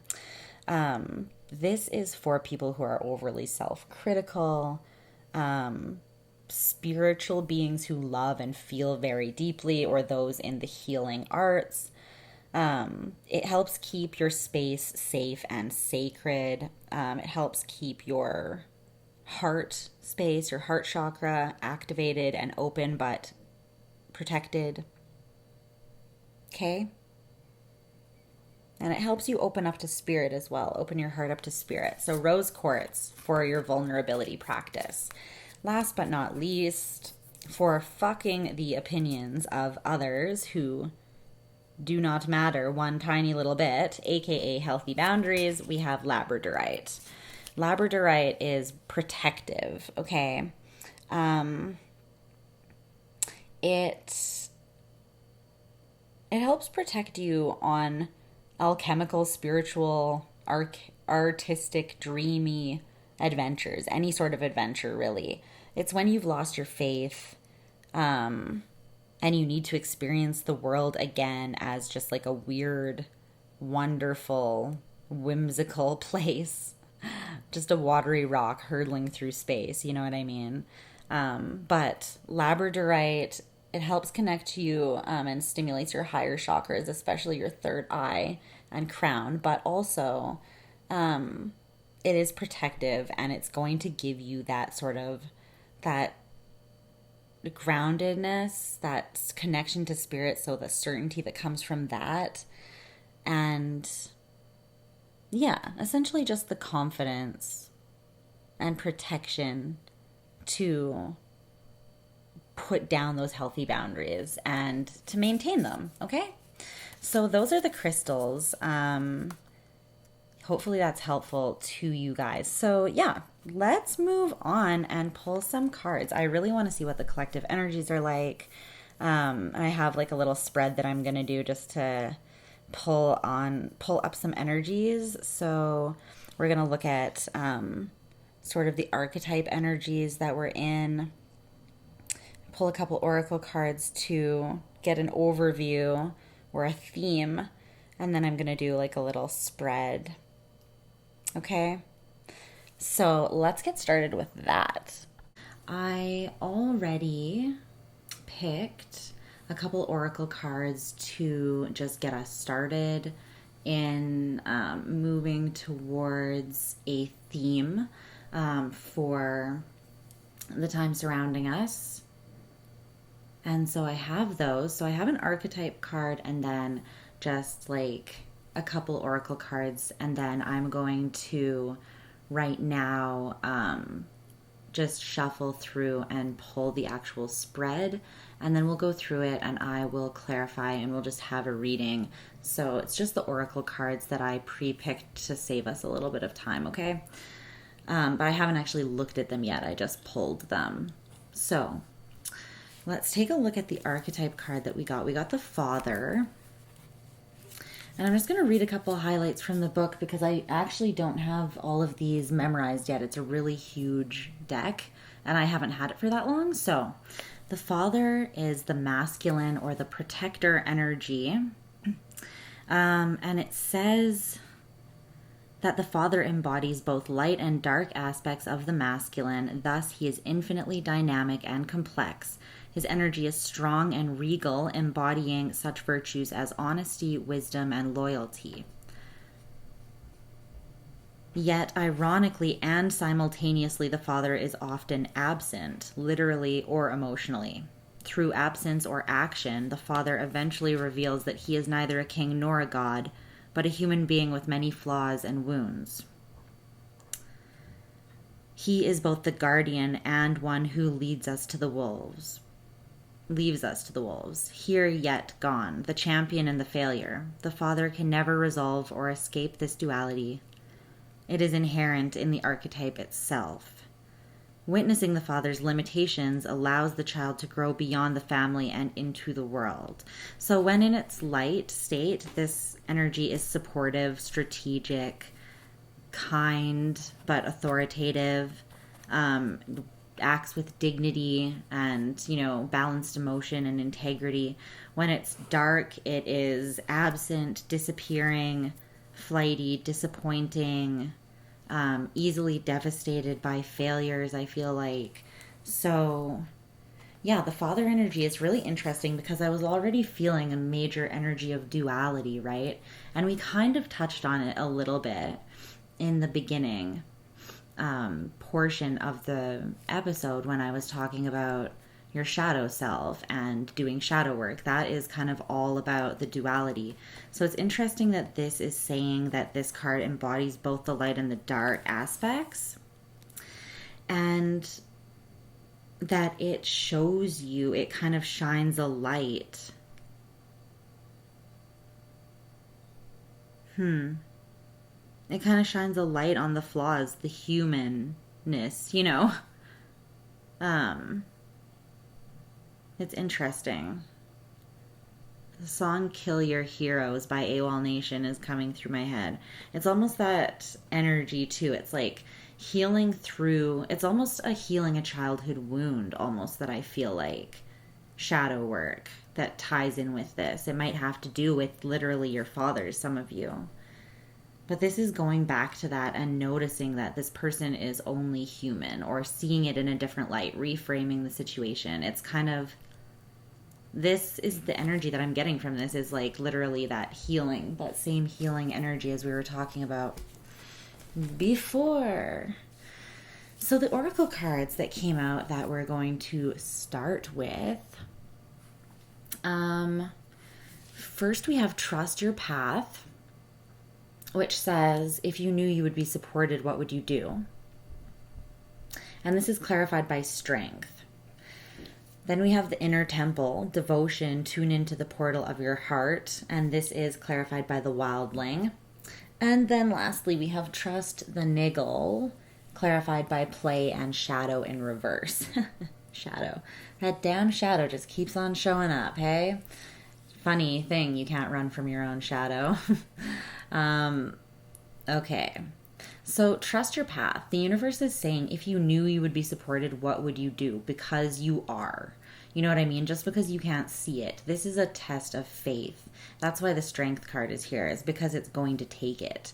It's going to take strength. And I feel like the lessons you've been learning, you've been building up a reserve of strength through these difficult things that the universe has been teaching you. And now you're near the end of a big cycle, I feel like.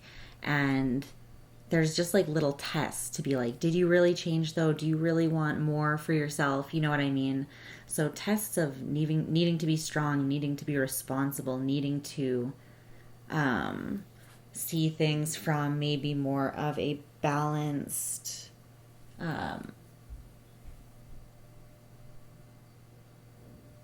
I don't know, a more, what's the word I'm trying to think of here? A more unbiased place, I guess, a more observing sort of space, objective as you can get.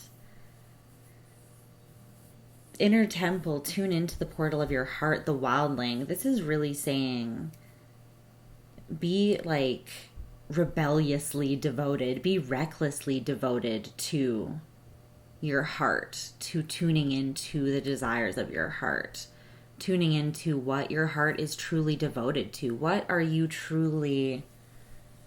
your heart truly worship, or where does it truly lie at the end of the day? Is it with somebody in particular? It's okay if it is. It's okay if someone has your heart. It doesn't make you weak. It's not this thing that you have to reclaim and always guard and have and be, this big autonomous person that doesn't need anyone. It's fine if someone has your heart. But tune into that and see where your heart, what it's devoted to. You know what I mean? And then recklessly, unapologetically just sort of barrel towards that thing. trust your intuition, because you already know what you're being pulled towards is your path. What you feel pulled towards is your path. But I feel like the universe is playing games with you in terms of these being tests, because then we have play and shadow in reverse. This is like saying you need to sort of relinquish, well, not relinquish control. It's you need to play with the energies using the lessons and the wisdom that you've learned, essentially, to balance out the shadow self. And so we have play and shadow, pretty opposites, and shadow here in reverse. It's like, you know, it's like kind of balanced, kind of tempered. I feel like this is going to come if you just trust your intuition fully and your heart, which I know, like, the strength card is here for a reason. I know it's not easy to just randomly just, I trust my path. Okay, cool. Like 100%. Or especially if you feel like your path is including someone that is not coming towards you in the physical realm or showing you any sort of, you know, giving you anything to work with. You kind of feel like a complete and total idiot for like having any faith whatsoever. Most of the time, or you feel crazy. But the one thing that I have to say about this, I've been thinking about it sort of lately, is that for those of you that do have someone, a connection, and I feel like a lot of you guys do, because I feel like a lot of you, this is childhood wounding that is impacting current relationships, and it has to do with self-love and healing this childhood wound. So that's why I feel like it's coming up now in terms of self-love and this episode. But I don't know. I feel the energy of another person, and your energies are very intertwined.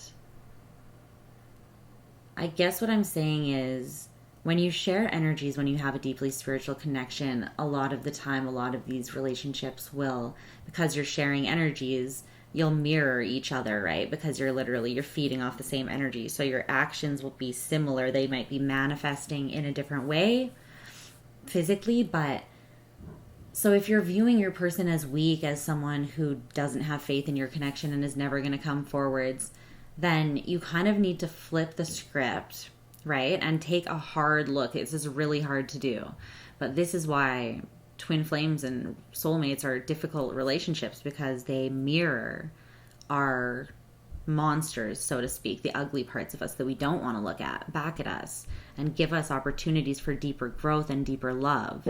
So just as painful and difficult and challenging as these relationships are, they're also just equally as or much more so actually worthwhile and giving in the end. So yeah, I definitely get the energy for some of you that there's someone else here. I'm gonna just start shuffling this deck here so that we can pull the cards for the main spread and see what comes up.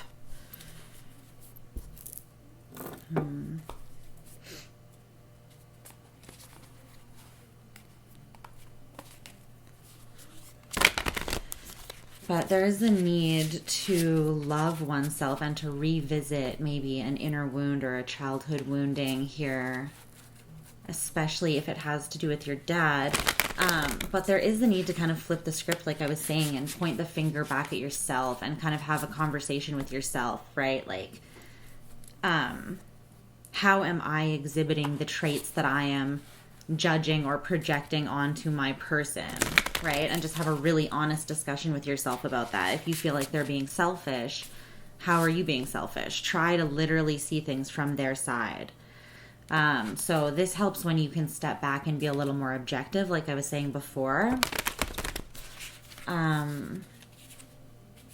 So yes, you want to kind of be really compassionate, like ruthlessly compassionate, and just like really take their side of things or the other side of things and your part into play, because I feel like you're coming together, but there's like a defensive and scared energy from both sides, and there needs to be, the universe is saying, just like complete trust.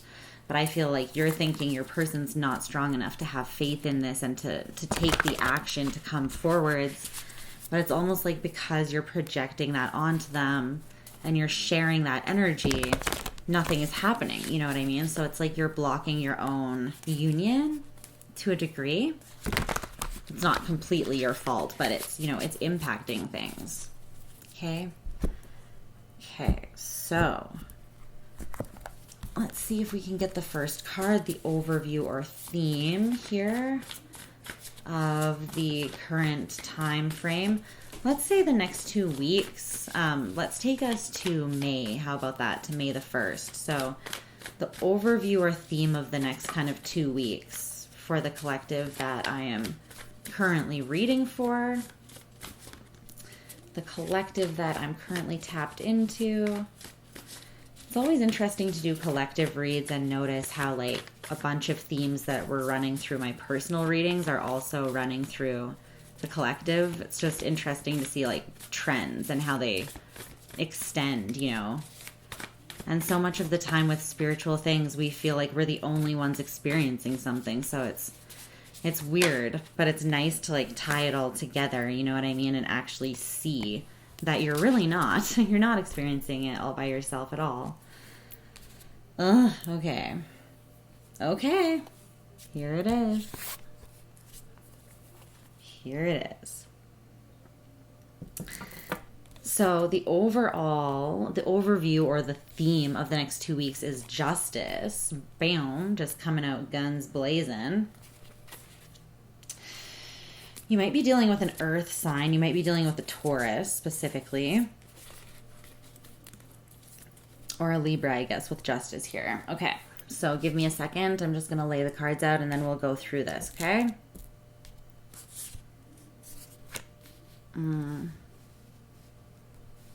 Okay.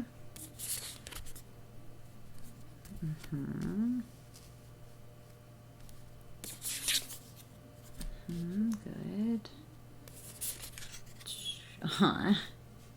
That's cute. Okay. Don't ruin this, you buttheads. Don't do it. And when I say this, do understand that I'm speaking just as much to myself as anyone else. Okay, we're gonna go through this. You might be dealing with the Sagittarius as well.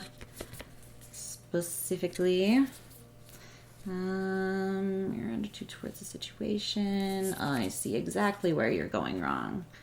Don't you dare. Don't do it. We're going to talk about this. You definitely might be dealing with Cancer as well, or a Scorpio or Leo. Okay.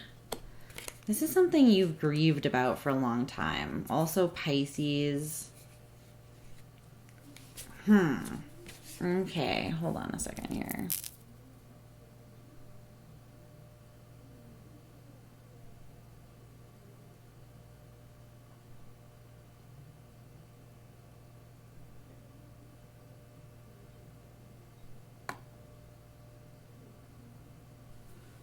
I'm losing my mind. Okay.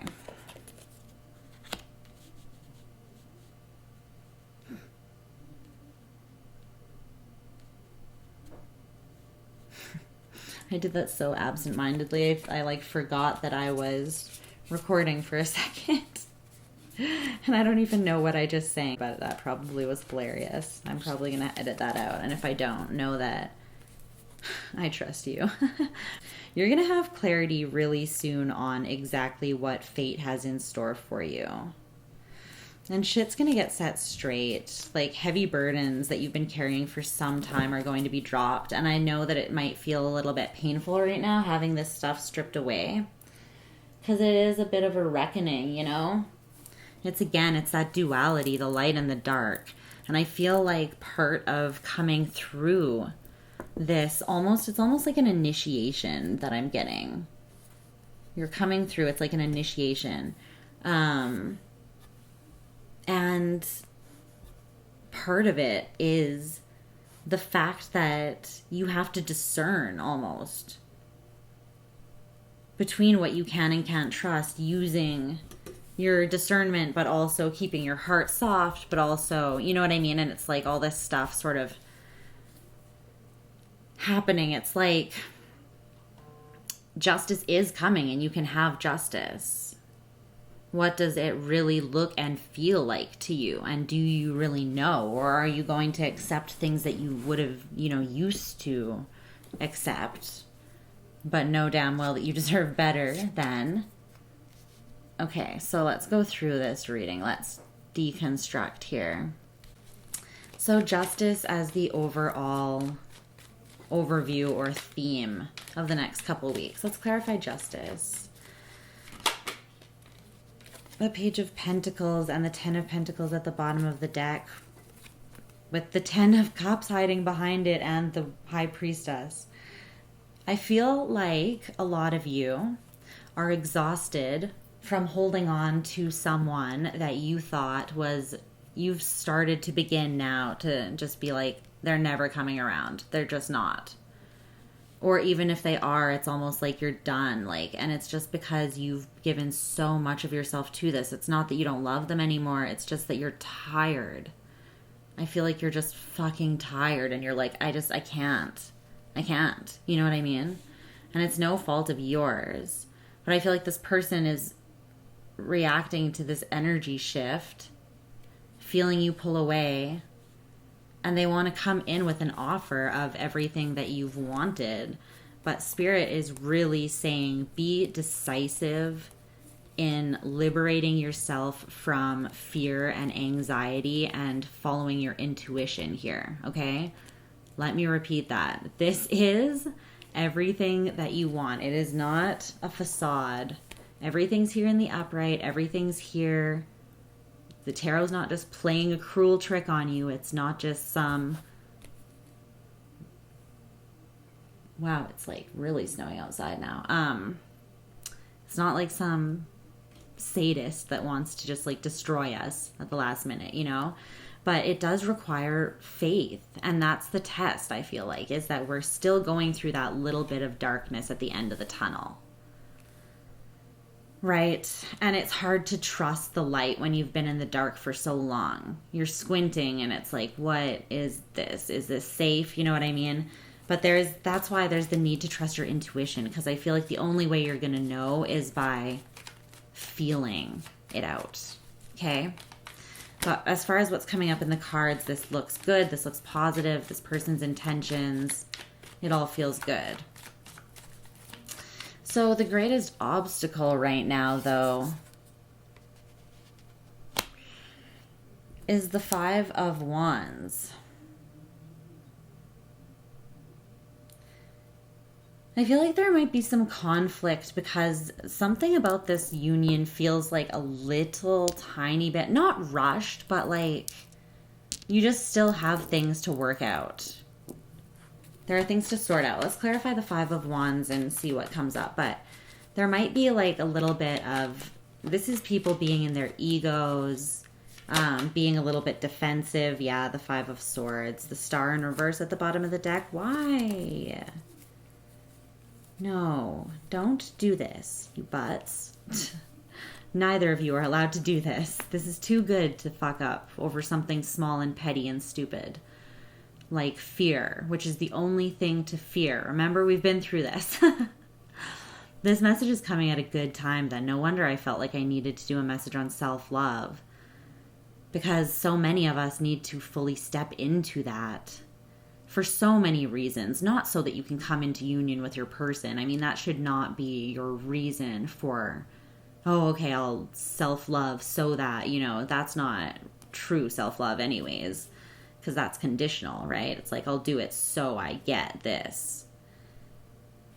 But no, you're being asked to be truly compassionate and unconditional with your love to this person. But the Five of Wands, the Five of Swords, there's the potential for there to be some fieriness, some sharp tongues, maybe something triggers you, maybe you're triggered to really, really unhappy times, maybe. And maybe you decide... or you're tempted to decide that liberation from fear caused by the past means time alone, means turning this offer down, For some of you, you might. I feel like it'll be different for a lot of you. But there is the potential for a little bit of just like chaotic energy.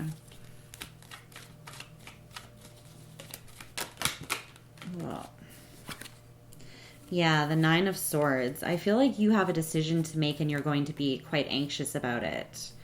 You feel exposed to some degree and tired.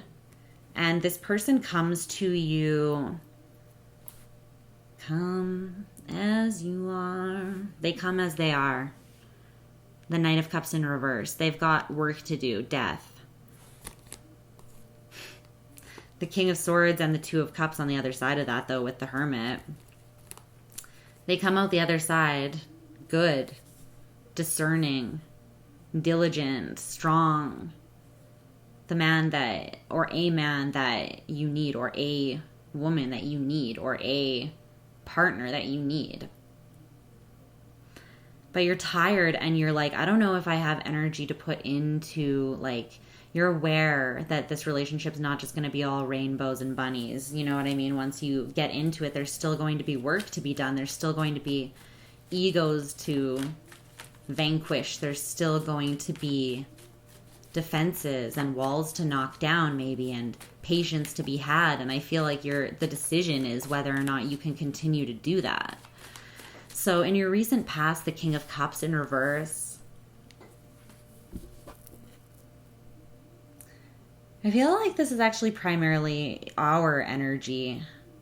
In the recent past, I feel like we've been quite thrown off emotionally, maybe emotionally stunted or somewhat numb or disconnected from our emotions. And again, I feel like it's because you're tired, for one, and for two,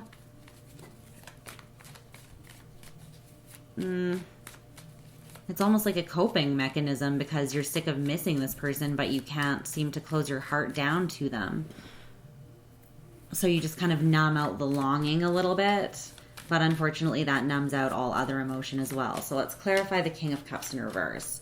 I feel like there's an energy of sort of floating by a little, just existing. King of Cups in reverse.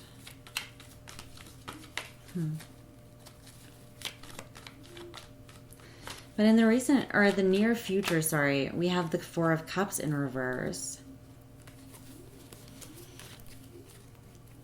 which is a new opportunity coming out of, you're coming out of a blur where you were thinking very negatively, thinking very pessimistically, and only able to see the spilled cups. It's more like crying over spilled milk and not seeing that you could still clean it up and have another glass of milk. You know what I mean? But I feel like someone's coming out of a state of meditation and quietness. Nostalgia, sentimentality, longing for the past, longing for this connection is drawing them out of sort of a hibernation mode. Clarify the Four of Cups in reverse. What is this? What is this all about? The Six of Swords in reverse, but it's like they're prematurely, like it's like they're not healed. They want to give you justice. They want to. Their intentions are good, but they're still hurting, and I feel like there's some sense of rushing towards you before they're completely ready. And part of your thing, your path or your test, so to speak, or boundary that you need to maintain maybe is not coming into union with this person unless they are in their, you know, at a certain vibration, at a certain state, not a fixer-upper, not bringing you down, but in, you know, a state of self-love and strength, which I don't feel like either of you are at this point in time. You still have more healing to do, right? Because that's what this whole message is about, self-love. That's why we're talking about it, is because we still struggle with it, right? So you still have work to do, but this person's coming to you because they really want to make things right. They really want to, like, they've held on to this and the idea of growth. And I feel like they've kind of been through hell and back, and they've held on to the promise of this through all of it, through uncertainty and murky waters, through feeling disempowered. They've still held on to the desire for this and the hope for it. But I feel like at the same time, they don't feel like they have enough to offer you right now. So it's very like pulled back and forth. Like, do I go towards them? I don't know. Like, I want to, but I don't feel like I have enough. Like, they're second guessing themselves as well. You see how I'm talking about the mirroring? So above and below, so on your conscious mind, the Two of Cups, on your subconscious or underlying emotional trends, strength. See, on the forefront of your mind, you're like, this is my person. I know this is my person, the Two of Cups, undoubtedly. This person has seen you, seen the raw you, they've seen through you, you know what I mean?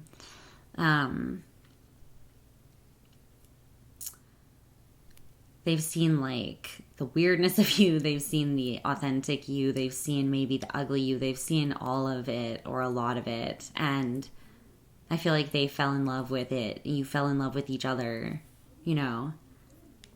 There's a quote that says, are they flaws if I'm in love with them? Are they really flaws if I'm in love with them? I always kind of love that because it's like, you know, we are imperfect. Back to this, right? We're imperfect, but you can find beauty in that. And that's how you maintain the ability to self-love despite being so deeply flawed. You know what I mean? And being a constant work in progress. But yeah, at the forefront of your mind, you're like, I know this is the person. So clarify the Two of Cups. Keep in mind, energies are fluid and can be reversed. So if this is resonating for you the other way around, then take it as it resonates. It is still just a general reading, you know. I like the energies here. I feel like you guys are stumbling towards something better.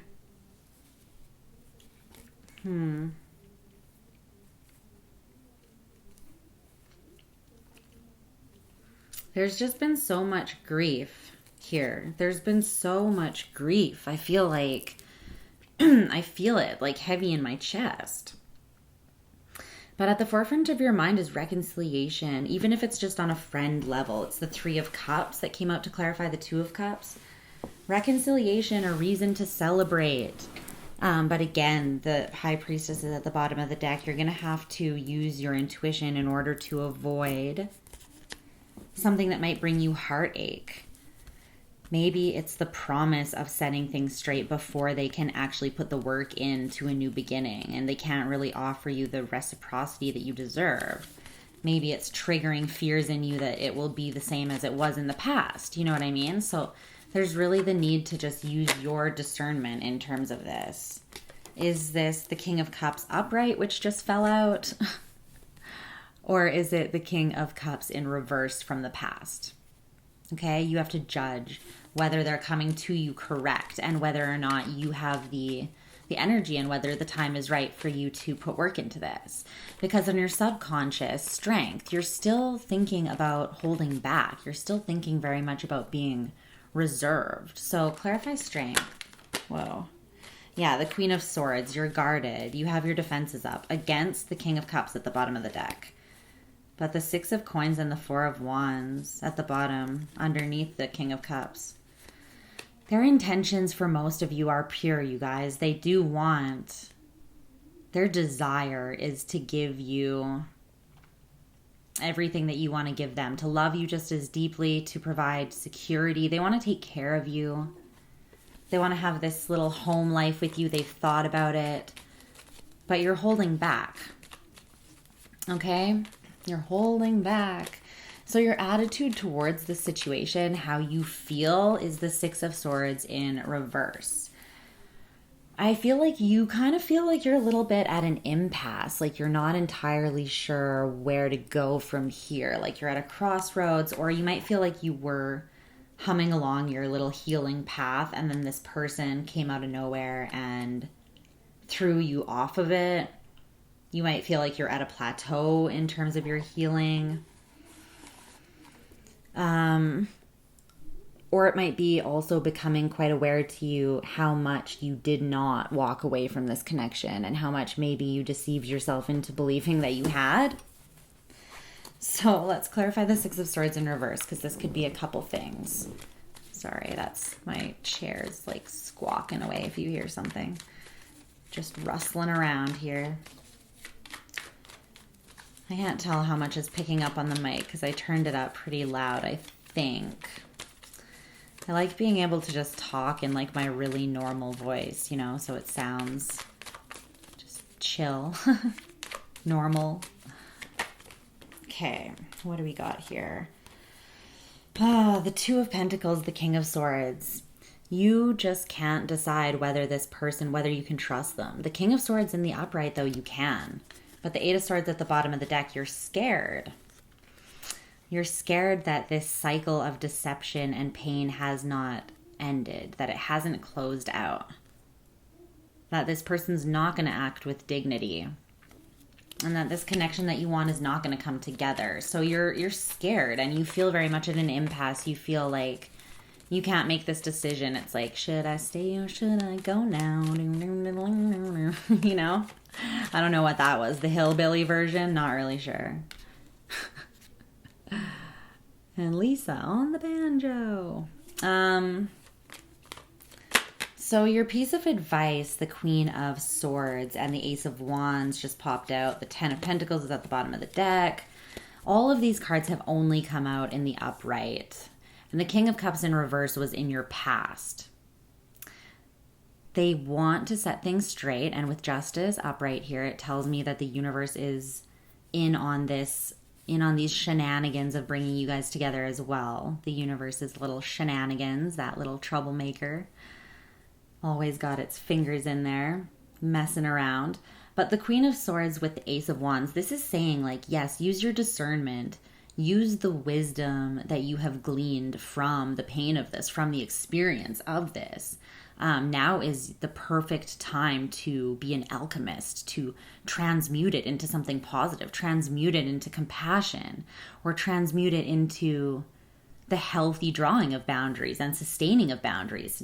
You know, transmute it into showing the universe that you learned that lesson, and then you can leave it behind, right?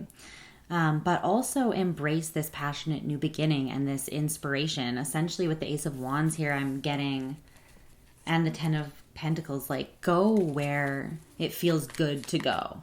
Sometimes it really is that simple. If it feels good, do it. Is kind of the path of this. It's saying like, obviously use your head, use your discernment. But go for it kind of. But you're so scared of this grief. I feel like you were in a really dark place for quite some time, you guys, a lot of you.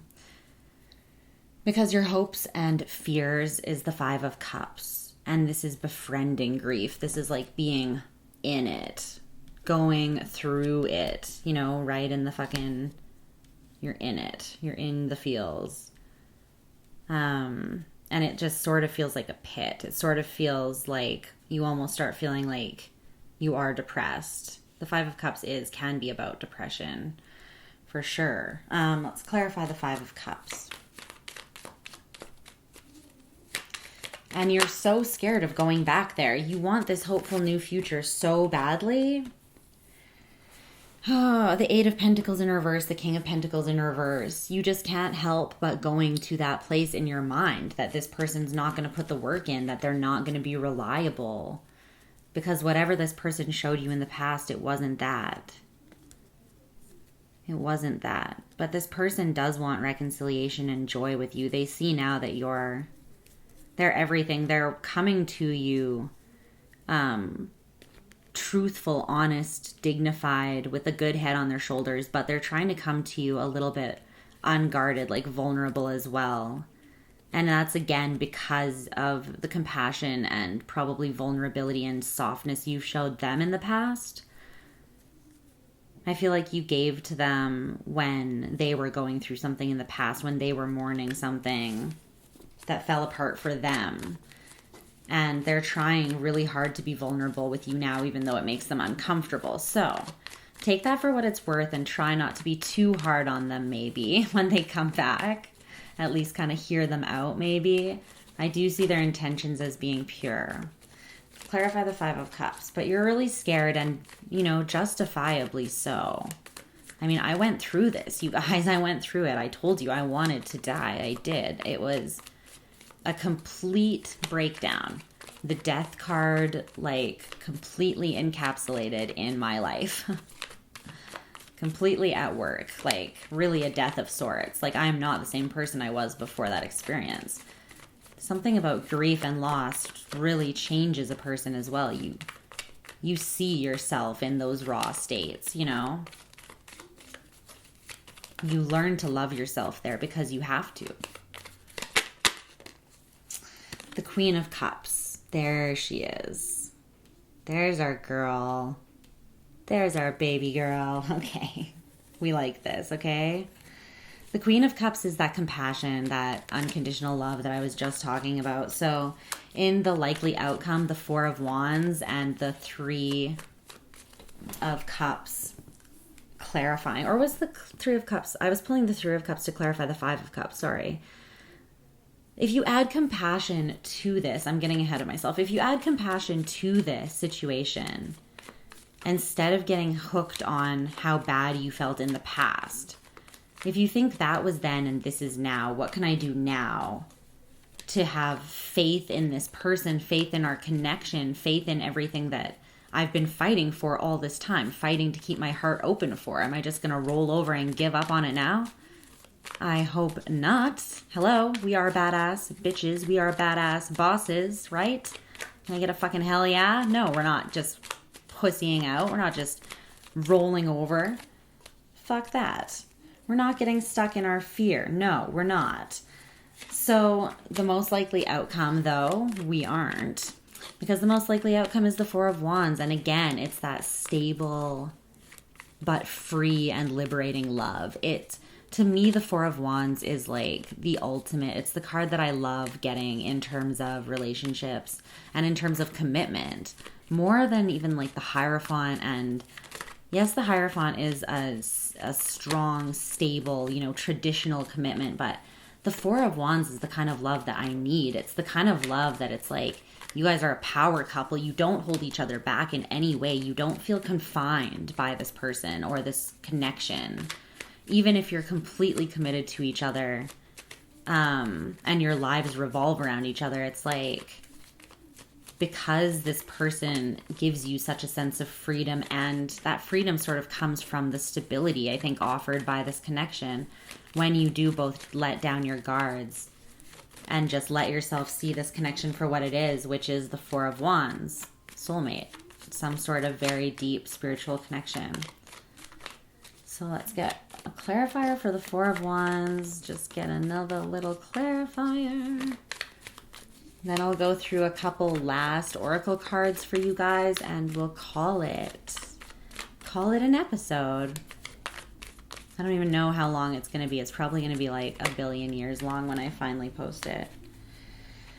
The Lovers, the Empress at the bottom of the deck. There you go. That's going out with a fucking bang. See, we love this. We love it.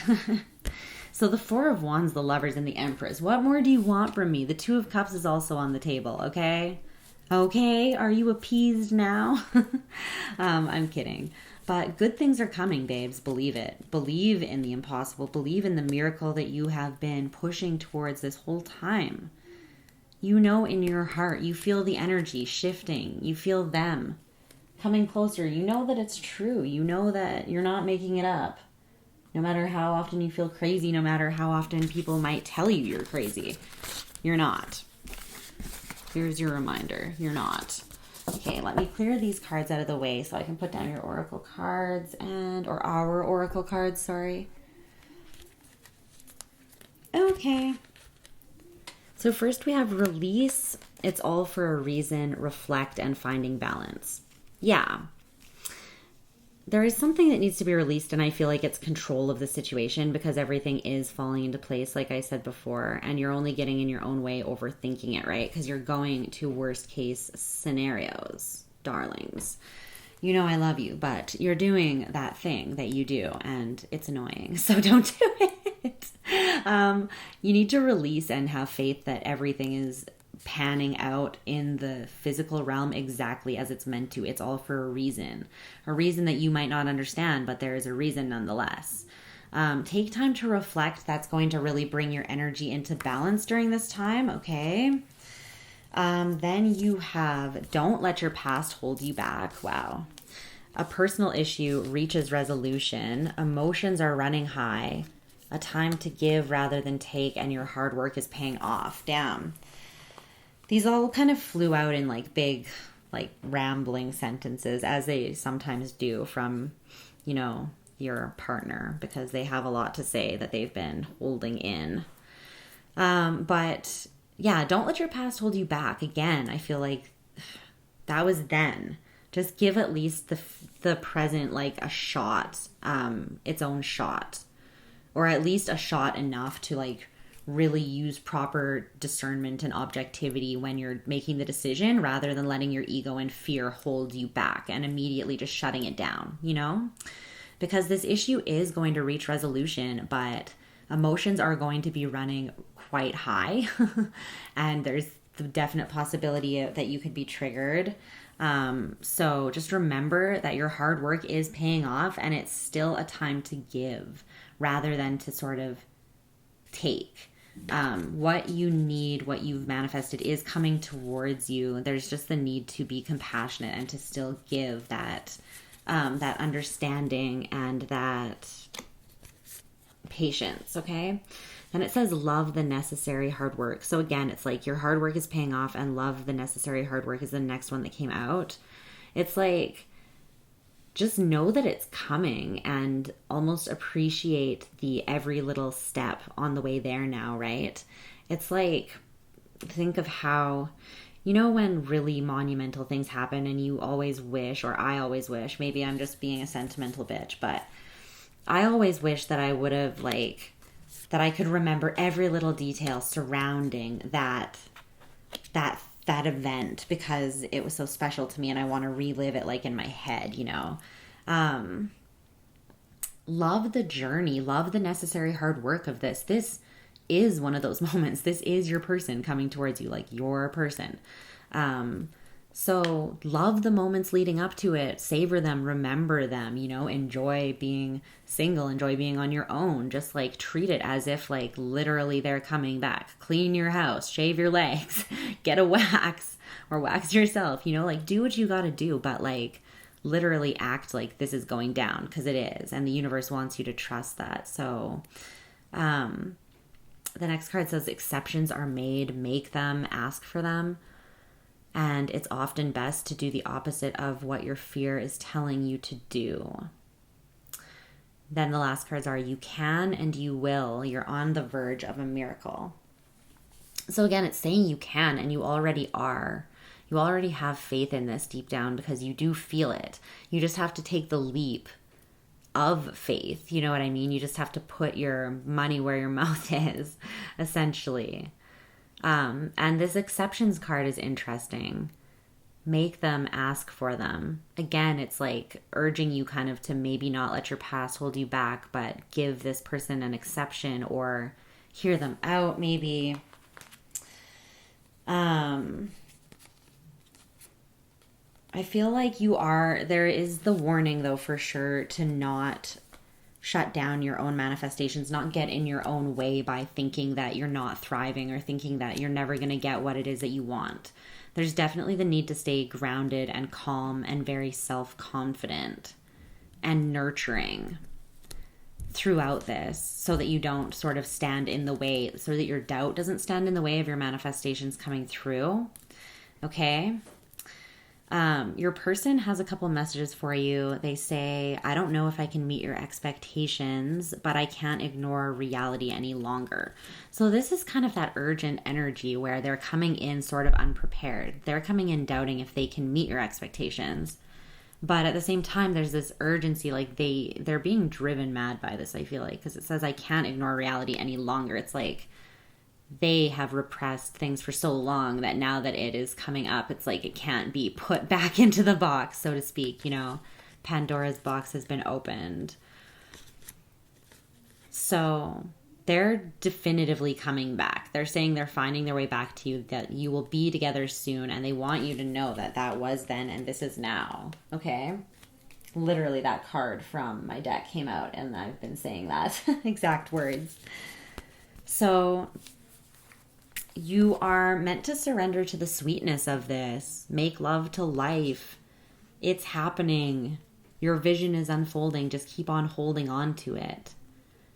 Everything that's unaligned during this time must go, though, because I feel like there's a veil being lifted, and everything that is in alignment with you, everything that vibrates at your frequency can stay, but everything else needs to be sort of like weeded out. There's the sense of that in order for everything to sort of be calibrated, okay? So the last card is from the Cosmic Reading Cards deck. It's the New Chapter card. And these have really beautiful descriptions, so I'm just going to read this page to you, and then I'm going to let you go. Thanks for hanging out with me. If you've made it this far, then fuck. I don't even know if I could listen to myself talk for this long. I don't even know how long I've been talking. Classic Gemini moon. Give me caffeine and a recorder and I'll just talk. Okay, so new chapter. You're being nudged to move forward. Take that next step. A new adventure awaits. The associated chakras with this card are the solar plexus and the heart. Wow, fitting. The prayer that goes with it is Great Spirit or Universe or God or whatever you resonate with. Guide me through this transition and give me the courage to make choices that help my soul to grow. Okay, so inner change and transformation has been occurring within you. Your soul now yearns to take that next step, a leap of faith into the unknown. Oh my God. A new chapter waits with new opportunities and adventures. Your heart has been nudging you forward for some time now, but the cautious mind has kept you at bay. Oh my God, this is exactly everything we've been talking about. This is weird.